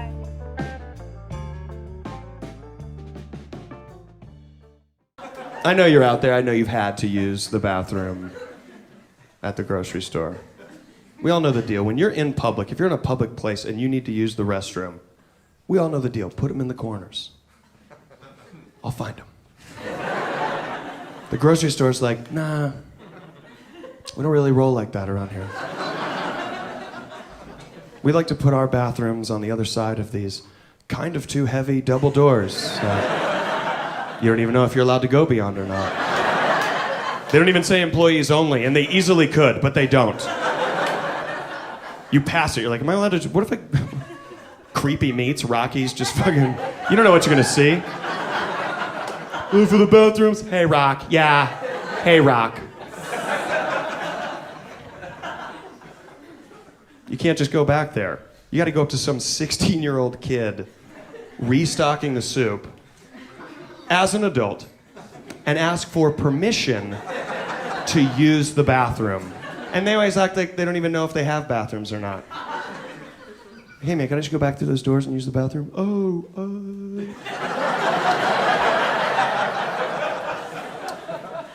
You know what? Let me go get Matt.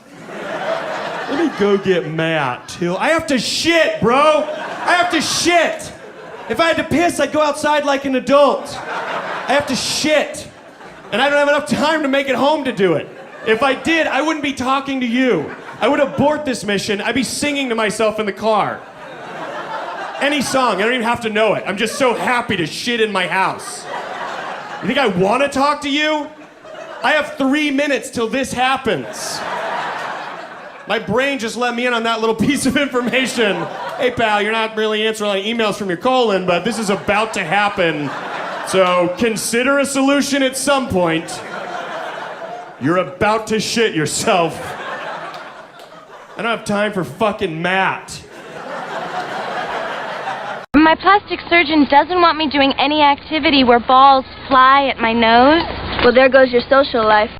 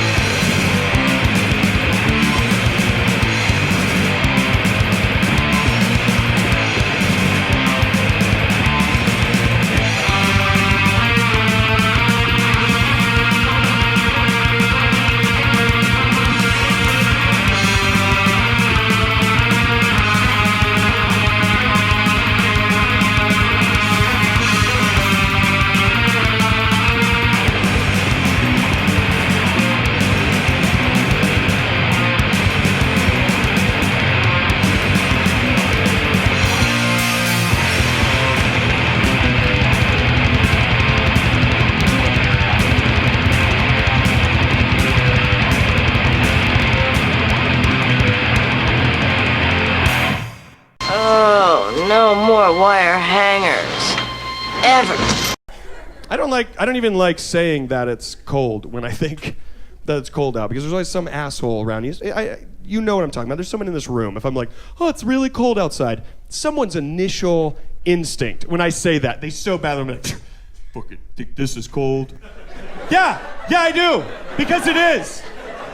I don't know what happened in high school, but let it go. Let it go. Just let it go. It's cold. I'm not saying this is the coldest I've ever been. I'm not like, oh my God! When do we eat each other? What is it, 58? Ah! I'm just saying it's cold. Guys, shit ain't cold. Put a jacket on, short sleeves. I go short sleeves in this kind of temperature. How else can I non-verbally tell people that I'm fearless?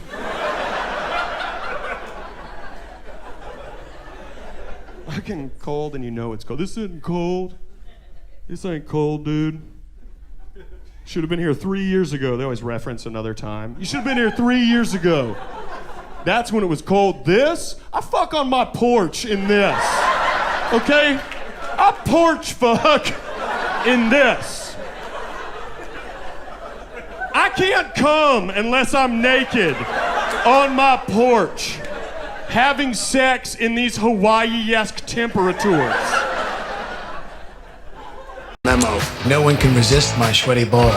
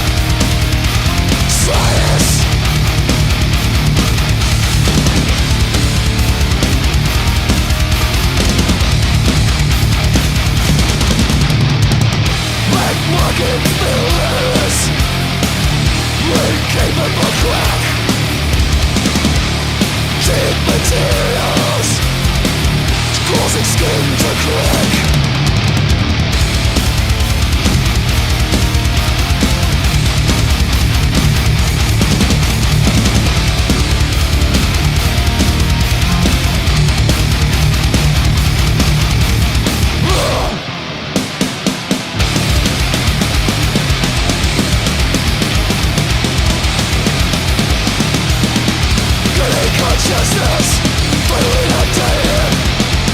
Just a mirror.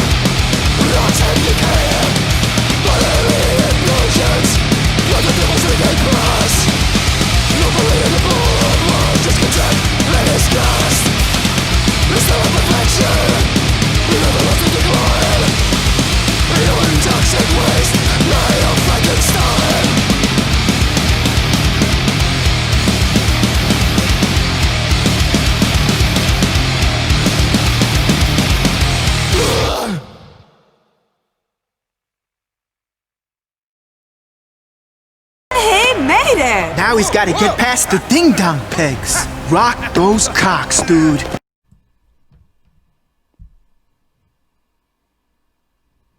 Three slices of badassery for you on episode 195 of Metal-O-Mania. And again, Moon Maiden's Magic. I can't tell you, I got my candles coming. I'm super excited about it. There's very cool choices there.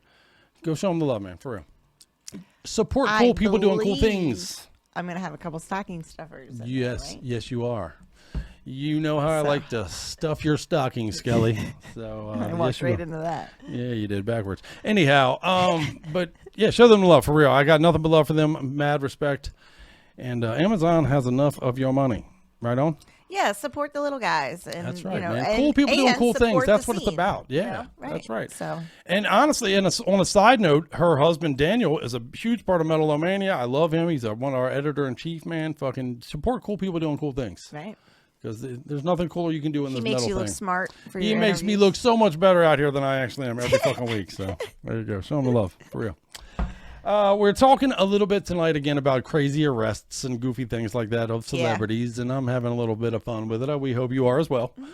And I wanted to bring up this one about Frank Zappa. Everybody remembers Frank Zappa, right? Titties and beer, maybe. I love Frank Zappa. Frank Zappa was a wild dude, man. And this one has repercussions. Well, everybody, I don't know if people realize. People assume Frank Zappa was a big drug guy. Frank Zappa was not a drug guy. He did not use drugs. He did not use alcohol. He liked a lot of sex, and some of the sex stories are pretty legendarily crazy. There was a groupie even once, and I forget her name, Pamela something, who wrote a book, which I read years ago, back in like the 80s or 90s or whatever, but who spent years with Frank Zappa. And some of those chapters about her book that are Frank Zappa are some of the more entertaining chapters in the book. That was a wild cat, man. A wild dude, but when he was 24 years old and was still just a struggling musician, someone offered him $100 for a sex tape to play at a stag party way back in 1965. And he was thinking, fuck, I'm going to need some money. I'll do it for $100. I'll make the tape. So him and a go-go dancer recorded sex tapes, audio. This is the audio shit, not a video tape. This is the audio tape. They made goofy sex tape sounds on a tape and handed it over to the dude for the $100. Well, the dude was an undercover police officer. Oh, no. And arrested him for selling pornography. What? Yeah, totally fucking complete and total entrapment. Completely. That's fucked. But what's fucked up the most about it, while he did not get in very much trouble, he ended up having a felony on his record, which kept him from going to the Vietnam War. Oh. As you know, he would go on to have the Frank Zappa career. Who knows, had he gone to Vietnam, we would have never had the Frank Zappa music thing. So, pretty wild stuff. Okay. So that would have pretty big repercussions. That put a felony on his record, which kept him home making anti-police music. Or anti-establishment music, anyway. How about everybody remembers old Yngwie Malmsteen? Still, good old Yngwie, man. Hey, still for my money, one of the greatest guitar players of all time. I'm sorry. I know he's a dick, and, there's some stories about him that doesn't paint him out in a very good light, but he's a talented dude, man. Right. Never forget. But apparently in 1993, a SWAT team was sent to his Miami Shores, Florida home because the mother of his then 19-year-old girlfriend, Amber Landon, accused him of holding her daughter hostage in there with guns and ammo and weapons. Oh, shit. It turned into a 4.5-hour standoff with the police. Whoa. So Yeah. did he actually have guns and He had guns in the house, but when he was finally taken out in handcuffs, he was taken out of handcuffs very famously. Many of you may remember this. With wearing just a robe. And he was quoted saying on camera, like, I don't know what's going on, man. And everybody kind of made fun, like the dipshit rocker saying, I don't know what's going on, man. But apparently he didn't know what's going on. The girlfriend came forward like, I don't know what she's talking about. I'm here of my own free will. The girlfriend later became his wife even. They had kids together, the whole thing. So it sounds like the mother-in-law was just out of her fucking mind. He ended up getting in no trouble at all for that. So how was there a standoff? Yeah, that's the part I can't figure out. He was probably in there like, motherfucker, you ain't coming to my house. Unless you got a warrant, you ain't coming in. Or, I don't know. I don't know. Shit. Pretty crazy. Pretty crazy. Well, and then there's the bands that you don't associate with wild behavior. When you hear people from the Rolling Stones and you hear people from like Yngwie Malmsteen doing crazy shit, it's not that surprising. For me, when I heard the dude from REM, would you think the dude from REM is a wild, crazy nut job? Apparently, Peter Buck, the guitar player for REM, got on a plane and drank 15 glasses of wine, proceeded to flip over the service cart, Fell down, stuck between the seats, dumped yogurt on himself and a crew member, assaulted various flight attendants, choked one of them with his necktie. Jesus. Yeah. And then he was charged, when they landed, he was charged with assault for being drunk on an aircraft and damaging British Airways crockery. Crockery? Yeah, That's I wonder what the fuck. So, but somebody served him 15 glasses of fucking wine. Well, what's fucked up is later he said in court that he not only had the 15 glasses of wine, he's a nervous flyer, he said, and he took 2 pills to be calm on the plane. So you add that to 15 glasses of wine, you're probably not, he says he doesn't remember any of it. So, and he probably doesn't, man. Wine, no, but I'm saying wine that and pills the would flight do you attendants solid. are partly responsible if you're fucking You can't flying serve the somebody guy with 15 that much drinks. alcohol. Right. It can't be illegal to be drunk on a plane if they also serve you 15 drinks on a plane. One of those two things isn't allowed to happen. You're drunk on the plane. Right. Well, you got me drunk on the plane. So. Yeah, it is a little weird. It is a little weird. Because after like the 8th drink, he's just asking for them and then drinking what you bring him. Right? Well, Like, you're probably just hoping at that point he's going to pass bringing it out. to him, You're right. probably, get him drunk and make him pass out and disappear. How about good old Puddle of Mud? Do you remember Puddle of Mud? What was that? They had a song. I forget. The singer from Puddle of Mud, apparently he's been in trouble for a bunch of things. He's been arrested for drug use and drug paraphernalia, cocaine possession, public intoxication, domestic violence. This dude is involved in some shit, but apparently he had a situation a few years back. Does it say what year it is on here? Probably July of last year, actually. So this is very recent even. His neighbor is some singer, Sasha Gradiva. I don't know who that is, but apparently she's a Spanish singer, electro pop singer. Okay. And she's his neighbor, and they're having a dispute over a wall and where it's built and whose property it's on. So dude took a sledgehammer and took the wall down. Oh. And was charged with destruction of private property. So apparently it's not on his property. Yeah. His quote in court was, "My neighbor vandalized my house, so I had to take action. That's why I went at it with a sledgehammer." Fucking nutty. A little bit nutty. All right, I got 2 more for you. How about Flavor Flav? Still, in my opinion, one of the funniest Comedy Central roasts ever. That fucking it was pretty Greg good. Giraldo was ridiculously funny. Done at a good time. Yeah, in man. life. Yeah, no shit. The world was a different place then. Yeah, good people were around. Good fucking one. But he was arrested. Well, he's of course been arrested for a bunch of shit. He's been arrested for crack cocaine. He's been arrested for all kinds of drugs and shit. That's a wild dude. You name it. But apparently, at some point, he was arrested in South Bronx, where he was pulled over by police, or he questioned by police, and they had 2 pounds of weed in his pocket. 2 pounds of weed? How are you walking down the street with 2 pounds of weed in your pocket, dude? That's a lot of weed. What kind of pockets do you got, dude? I know, that's crazy. That's a little wacky, man. 2 pounds of weed. Yeah, 2 pounds of weed. That's crazy. That is a nut job. They're like, is that 2 pounds of weed in your pocket, or are you just happy to see me? Yeah, right. I'm real happy to see you if you got 2 pounds of weed in your pocket. Well, what's fucked up is literally on that same spot, almost exactly a year prior, he was arrested with fucking a 380 semi-automatic handgun and 3 vials of crack. So I guess he was better with the 3 pounds of weed, or 2 pounds of weed was an upgrade from the year before. Jesus, why don't you stop going there? Yeah, that's the place you shouldn't be, brother. No. They're probably like, ain't that the guy we popped last year with fucking crack and a gun? Let's go see what he's got See today. what 3 pounds of weed. Sweet. Fuck The gift that keeps on giving. Flavor Flav. Right. All right, and one more, of course, Ozzy Osbourne. We could do an entire show on the shit that Ozzy Osbourne's been a show. In your pocket. I can't even picture how you got 2 pounds of weed in your pocket. But, I have no concept of how much that is. That's a lot of weed, man. That's a lot of weed. That's big bags of weed. In your pocket. Okay, anyway. Ozzy Osbourne. We could do an entire show on the shit Ozzy Osbourne's done. That's a wild dude with a wild career. Some of that shaving his hair and sending it to his wife. I mean, there's so many things. And the snorting of the ant story, whether or not it's true, which there is some, there's some evidence it may not be true. But anyway, we've talked about all that. We won't rehash it, but we will talk about the Alamo incident. I was surprised to hear.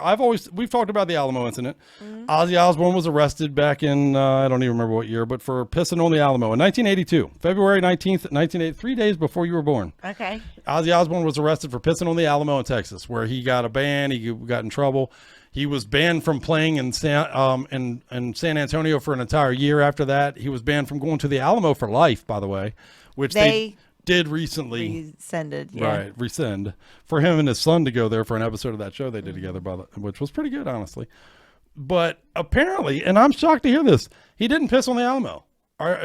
Everybody believes that he pissed on everybody. I've talked this story a million times with metalheads all my life, and everybody, all of us, including me, believe he pissed on the Alamo. Apparently, he was actually across the street from the Alamo when he was arrested for pissing on a cenotaph commemorating the Battle of the Alamo. He urinated on the sidewalk in front of it. And he was blitzed out of his mind wearing one of Sharon's dresses when that happened. I'd forgotten that detail. So he was drunk as fuck wearing a dress, pissing on the sidewalk outside the Alamo. And now everybody in the world believes he was pissing on the wall of the Alamo. It's always been my image. And I'm sure a lot of you are out there right now like, no, for real, he pissed on the Alamo. I've heard this. No, apparently he didn't. He pissed on the sidewalk, overblown, just like the story of the ants may also be overblown, man. Wow. We tell you all the time, believe little. Didn't I tell you earlier? Forget much, believe little. Yeah. Forget much, believe little. These are keys to happiness when you hang out here at Metal-O-Mania. All right, let's play some more music then. Okay. What do we have next the for Void. everybody? Oh, yeah, I'm very excited about this, man. The Truth the Void is a badass band out of Pennsylvania, and this is another debut. You guys are not going to be walking straight tomorrow. Lair of Pestilence is this brand new release, man. And I tell you what, keep your ears pierced because, yes, that is juice in there from Devourment. Anybody else a big Devourment freak? I was a Devourment freak. I love Devourment. And that is Mike Majewski in there, man, from motherfucking Devourment as a guest on the Truth the Void song. So you're going to love it. You're going to check it out. And then we're going to follow that up with Ritual of Decay, man. Ritual of Decay is literally a band I stumbled upon on YouTube. And I am hooked on it. Every song on this album is on there. I strongly suggest that you subscribe to it and check it out. And we are going to play Skinned from Tremble Before Violence. And then we're going to come back, talk more ridiculousness, and get into some more mayhem. What do you think? Sounds good. Keep tuned in for metal. Be very, very quiet. I'm hunting rabbits.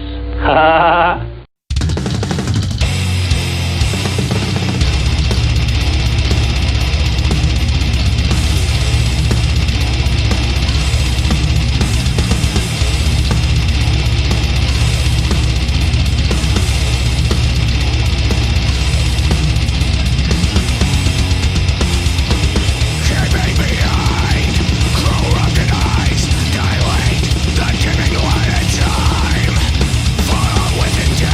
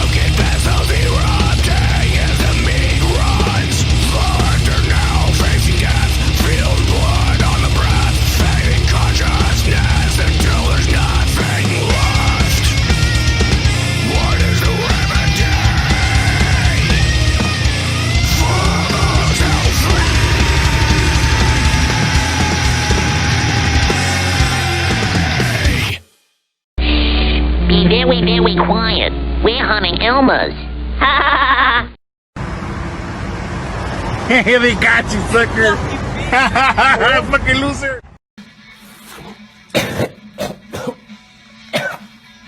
Gotta have a tough skin for shit like that, man. World's too tough if words are taking you down.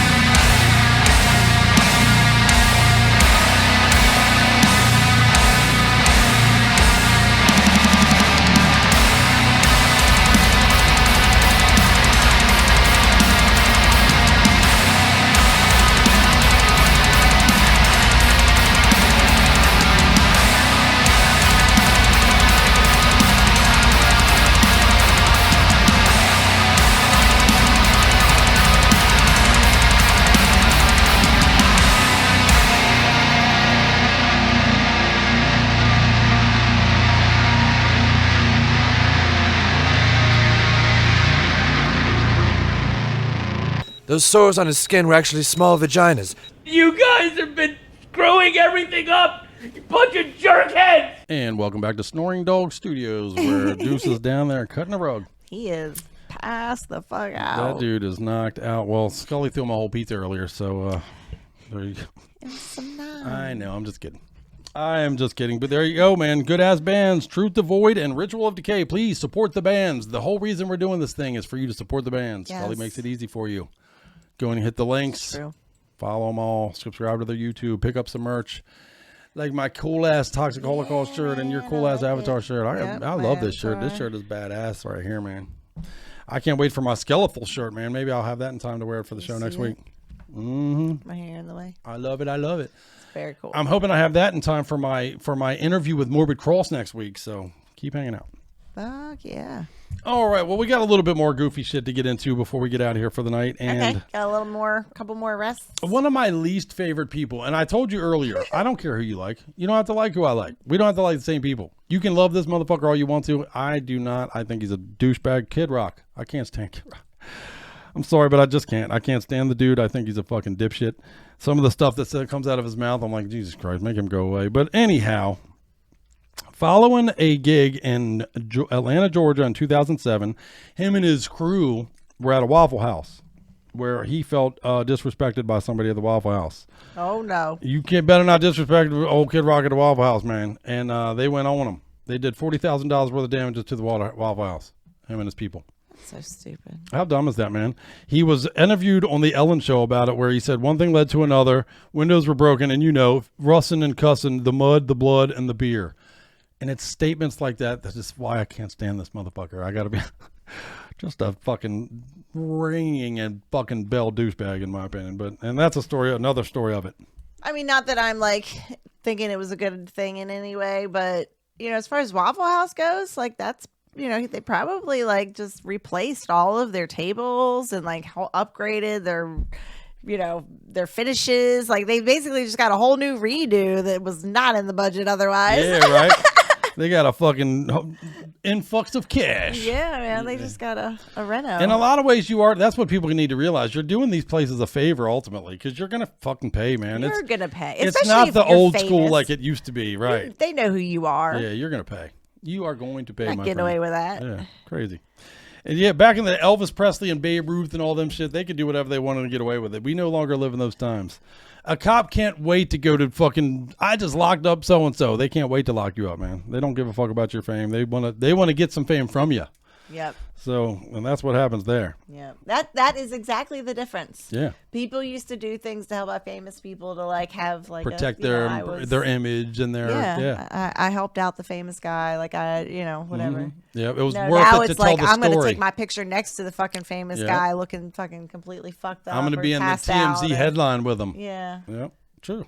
That's the world we live in now. Disheveled or fucking beaten. That is the world. Matter of fact, some of these stories I'm telling you tonight, I have tried to picture, especially some of the old school shit. Imagine today, Jerry Lee Lewis going to Elvis Presley's house with a gun. Dude, that shit would be social media craziness. Seriously. That would be the equivalent in today's world of like Justin Bieber going to, Eminem's house with a gun and waving it around in the front yard. Imagine that today, Shit. Crazy. Just wait a little while. Yeah, we might see this. We got a couple weeks of 2020 left. Yeah, this year ain't over yet.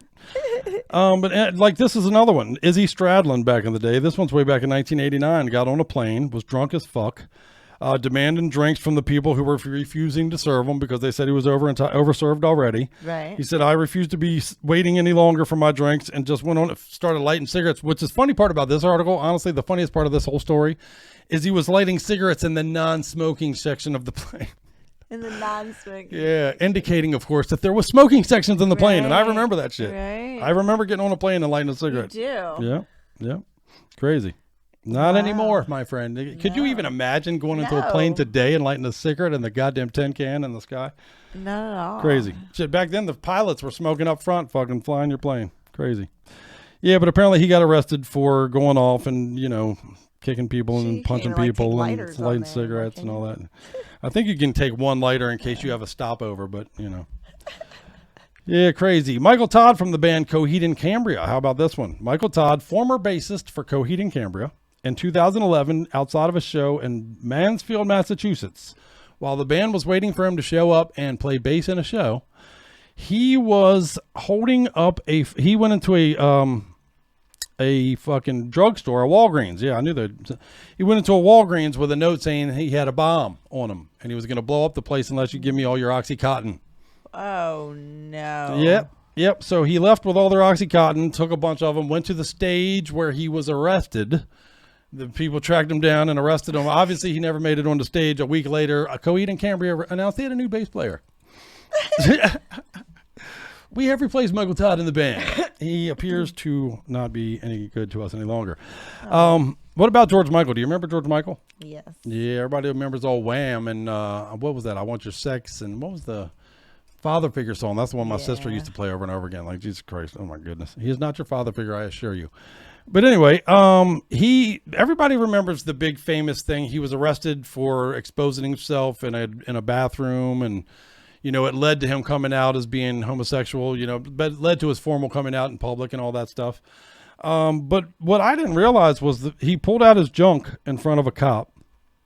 The cop just walked past him and walked out. And apparently George Michael said in an interview later, like, I just thought the guy wasn't impressed. You know, he didn't like my stuff. And the guy walked out and left me behind. But apparently, no, it was a cop. He walked out, and when he came out of the bathroom, he was arrested for public indecency, which led to a very public... In a bathroom? Yeah, you in a saw bathroom. the dick in a bathroom? He pulled out his dick to him in a bathroom, yeah. So he was arrested so for it was exposing more himself. than Yeah, just I'm sure. like... Well, you know, there was apparently a big thing where that was kind of a, you know, it was a known gay communication. You know what I mean? I'm not breaking any new barriers here. I think that's pretty established. I'm just saying, like, right, like, you could just be mistaken. Like, I was pulling right, my dick out in a bathroom. I gotta pee, like, brother. Right. Yeah, right. Kind of thought this was where we pull our dicks out. Well, he didn't end up getting in very much trouble, although so publicly it became such a debacle. It became because he the was thing such that a defined sex him. figure. Right. For women, thought he was so hot. Right. So Women like, loved to find him. out that he also liked dick. They were stunned that he was gay. Very stunned. It was a stunning thing to find out that George Michael was gay. That's what I remember, actually. Right. And how old was I? Like fucking. Well, then I remember. I think it was like my cousins. Well, let's see. The arrest was 1998. Reactions. Perfect. Yeah, exactly. Yeah. I remember Leslie's reaction to finding out he was gay. That's hilarious. And they were probably all heartbroken. Like, yeah. no. Oh, fucking definitely. I clearly remember the album with like his ass, right? Yeah, like right. That's the one my sister had. She played that fucking thing might even relentlessly. be like a poster for all I used to be like, I please, I will murder you. I remember his ass. Turn it off. Put on Judas Priest. Yeah, crazy. Well, the funniest part of that story is it didn't end up leading to very much trouble, but the part that made it noteworthy to me, and the reason I bring it up here, is apparently he later made a music video for a song called Outside, where he mocked the incident. He had a fake police officer and him exposing himself to the video and all that. That police officer, the real life police officer, sued him for $10 million, saying that video fucking defamed him and, you know, mocked him, and he was subject to derision. Now, he didn't win. Okay. He didn't win any money. But the fact that he thought he could sue for $10 million, what a fucking douchebag, man. That you were later put in a video and you thought that you deserved $10 million for it. What a fucking asshole. All right, well, anyway, one more and then we'll play a couple more jams. And that is our boy Sebastian Bach, man. Everybody remembers old Sebastian Bach from Skid Row days. I was never much on the hair metal stuff, to be honest with you, so I was not a huge Skid Row guy myself. But I have seen some interviews with Sebastian Bach that have had me thinking he's a douchebag, and I've seen interviews with him where I thought he seemed all right. Like, his love for Kiss is pretty funny.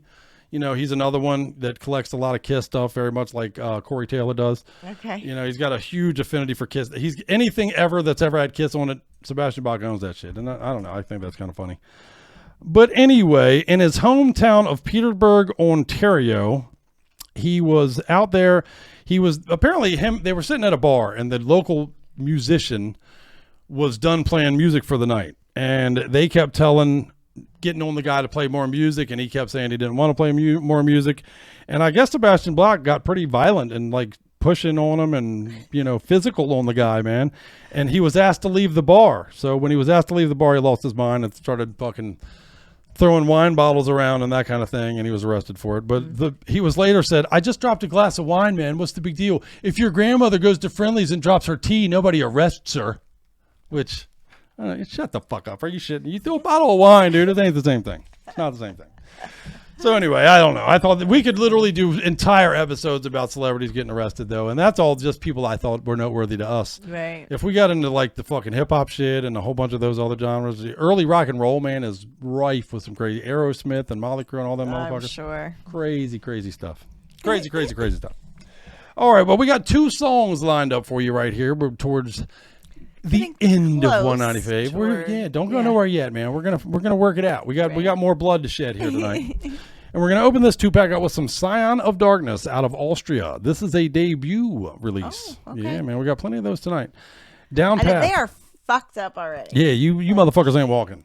You ain't walking out of here tonight. Nobody walks out of motherfucking Metal-O-Mania. But we're going to play the title track off of that debut release, which is Down Path. A great band, great release. Please do show them the love. And then we're going to follow that up with some Vulgar Dissection out of the UK, man. Another debut full-length release. They put out an EP 2 years ago called Chainsaw Surgery, which I think is a badass name. And this new one is called Buried and Forgotten. And I love it. You will love it.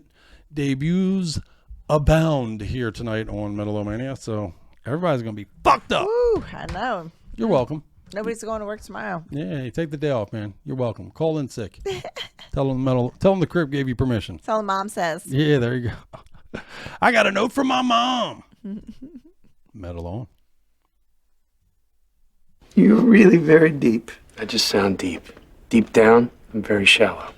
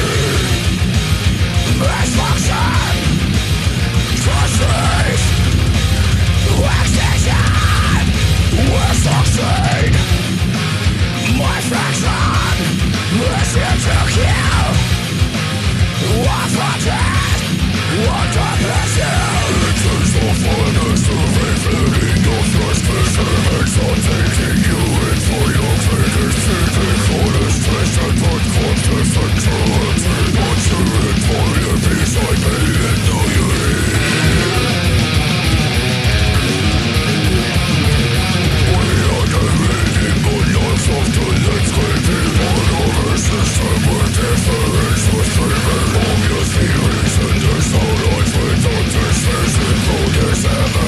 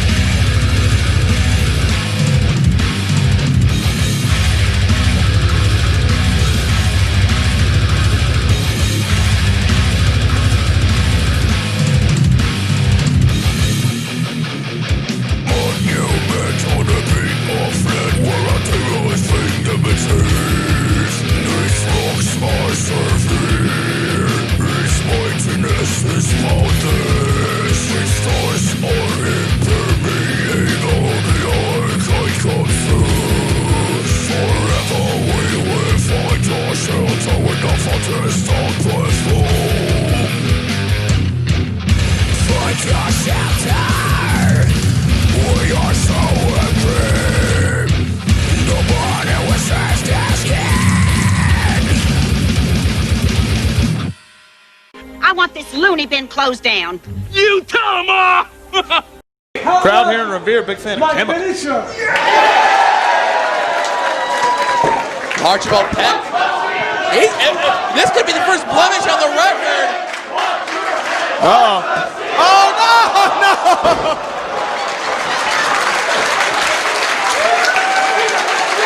And here's Chuck Taylor.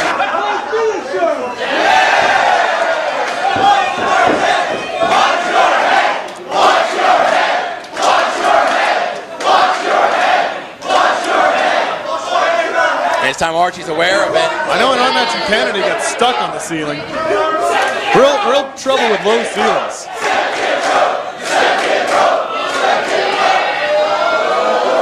Oh, he's going first. Play it safe. Play it safe. Looking for the headbutt. Oh, he didn't make it. Didn't have enough air.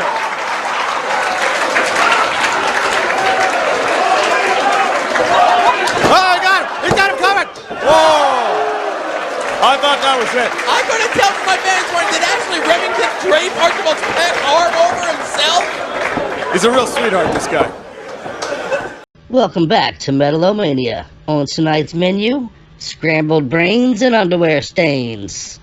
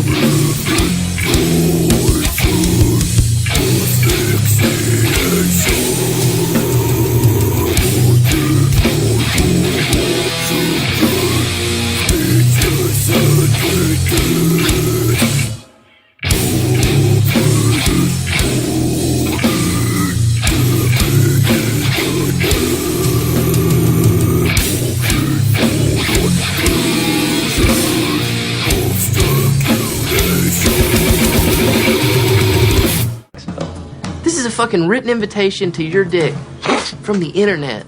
Oh, Jesus. Sign of Darkness and Vulgar Dissection. You can tell when we get into the brutal part of the show, my friends, because there's no mercy. That's heavy. No mercy given. Yeah, that's Elephant Nut heavy for sure. I love it. Love it, love it, love it. And, you know, the death metal scene is just, in my opinion, better than it's ever been. There are so many phenomenal death metal bands out there right now that are just thunderously killer and crunchy and well-timed and so precise and just, I love it. I'm a technical guy. I'm a brutal guy. You give it to me hard and heavy, and I love it. So, good bands. Please support those. Can you tell I love it? Me too. I know you like it hard and heavy. There's a reason I married you. And there's a reason you're out here bringing everybody metal with me every week here on Metal-O-Mania, because we like to fucking hit them with the heavy stuff, man. And but that does bring us closer to the end of his show. Have you had fun tonight, Scully? I have. Yeah, we've laughed a lot. We've done a lot of laughing. Unfortunately, at some people's expense. Yeah, usually the case in this world. You know what I mean? But, sometimes it's our own, though. So, yeah, you know. So, you know. We have it full circle of it. But, yeah, the rest stories are always funny to me, man. You know, every week, I had somebody ask me recently, you know, what do you guys decide to talk about on the show and how do you come up with it? And man, I look for just ridiculous bullshit, and it seems there's no end. Yeah, it's not hard. You know, usually just like, what's the date? You know, what's significant about this? It usually takes that crack, right? Yeah. This week it was the Jim Morrison thing. Like we started with all Jim Morrison that date. People getting arrested is funny. Like, getting arrested on stage is a wild thing. Oh, I wonder how many times that's happened, and then boom, here we go. Yeah. I guess people getting arrested isn't funny. Like, it is to me, as long as it isn't me. You know, we should do a story and talk about some of my interactions with the police over the years. Oh no, those are funny. Son. Good Lord, kids. Even though they're right up and here and time tell. At this point, you haven't had any actions. Yeah, no, it's been. I'm an old man now. I'm an old man now. What kind of trouble? Well, shit, half the fucking shit I do is legal now. You know, half the shit that was illegal most of my life that I like to do, it's legal most places now. So fuck it. Right. Crazy. Yeah, we were it's talking a different world. Not that long ago. We used to be, you know, pretty wild and push the limit and do crazy things, and now we're like fucking. We're vanilla as hell, aren't we? Yeah. Comparatively speaking, if you're great on a scale, hey, I'll take it. I'll tell you this though, our soundtrack is better than half them fuckers. Yeah, that's for sure. No doubt about that. No doubt about that. I couldn't listen to the crap half these fuckers are listening to out there, man. Thank God for my metal. You want to run it down real quick? Yeah, let's give you a reminder where we've gone. We've played Fulminator tonight, man, a band we've interviewed, so check out the archives. We played Reaver and Acrolis. They did a combo thing. It's very cool, man. We know the dudes in Acrolis. We love them fuckers. Burial at Sea is out of Florida. We played some of that tonight. Another band we've interviewed. Fuck yeah, Lots very of those cool. Going on this week. Man. Love that. I love that we're building a big metal mom family out there. We played some Man After Man out of Japan, killing it. It was a debut. A debut, fuck yeah. Mm-hmm. We played Grape Shot out of Spain, friends of ours. Another interview. Fuck yeah. Yeah, that's right. A former interview. Yeah, get into the archives for that. Man, those dudes were awesome, by the way. Esteban's awesome. Within the Ruins was our interview tonight. We talked to Steve Tennant from Within the Ruins out of Massachusetts. They got their brand new Blackheart. Please, do pick it up. It's so fantastic. So fantastic, man. So pick that up. We followed that up with some Overt Enemy, our friends out of Texas. Then we played some Faced, badass second release from them. We played some Sacred Visions. Right. Our boys, shout out to Steven and them, man. Fucking love that. Support them guys, man. Badassery. Our old school jam of the week was some Possessed off of their debut.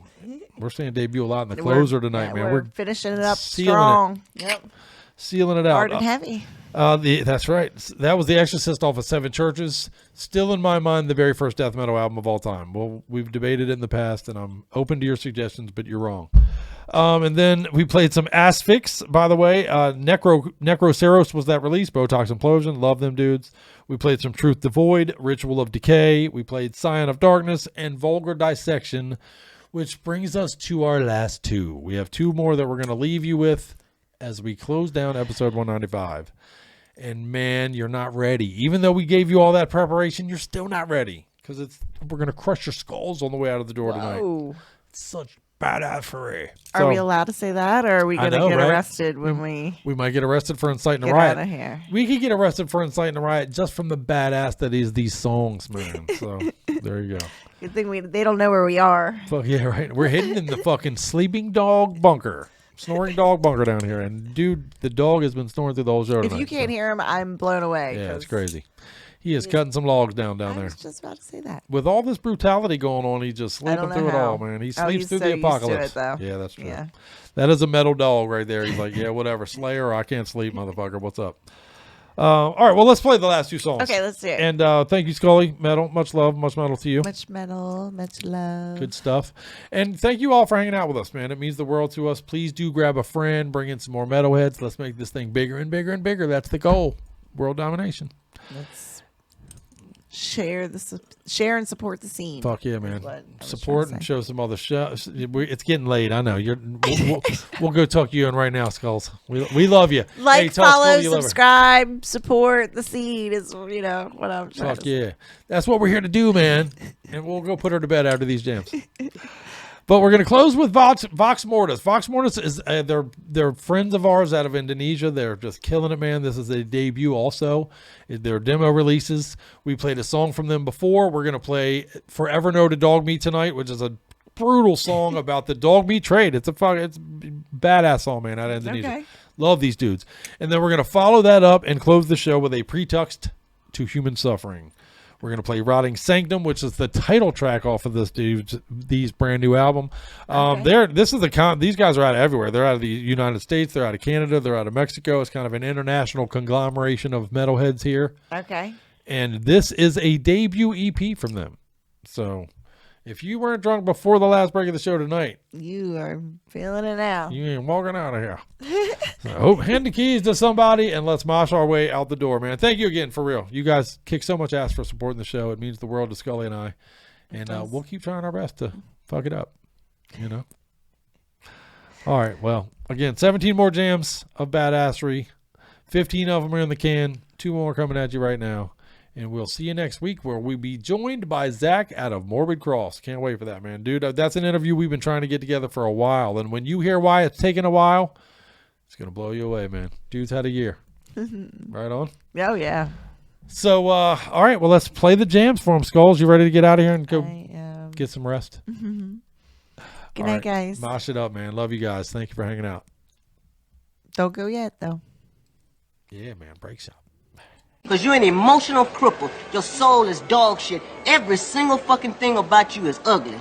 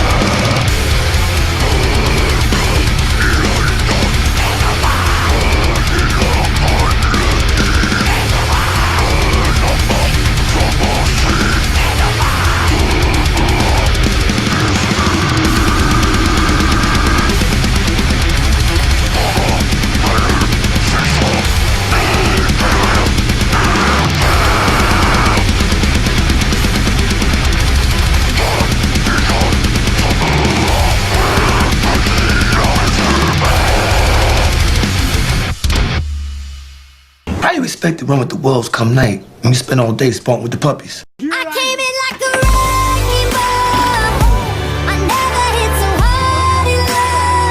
What is the one thing the people on the other side of your street have more of than you do? Cars. Cars. Your wife said they have more grass than you do. Grass. Where have you gone? I wouldn't bet on that.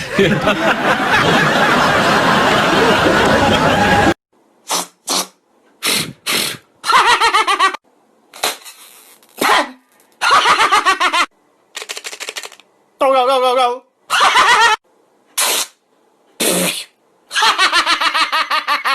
A frog prince! I'm supposed to kiss you, right? No, actually, you're supposed to take a dump on my back.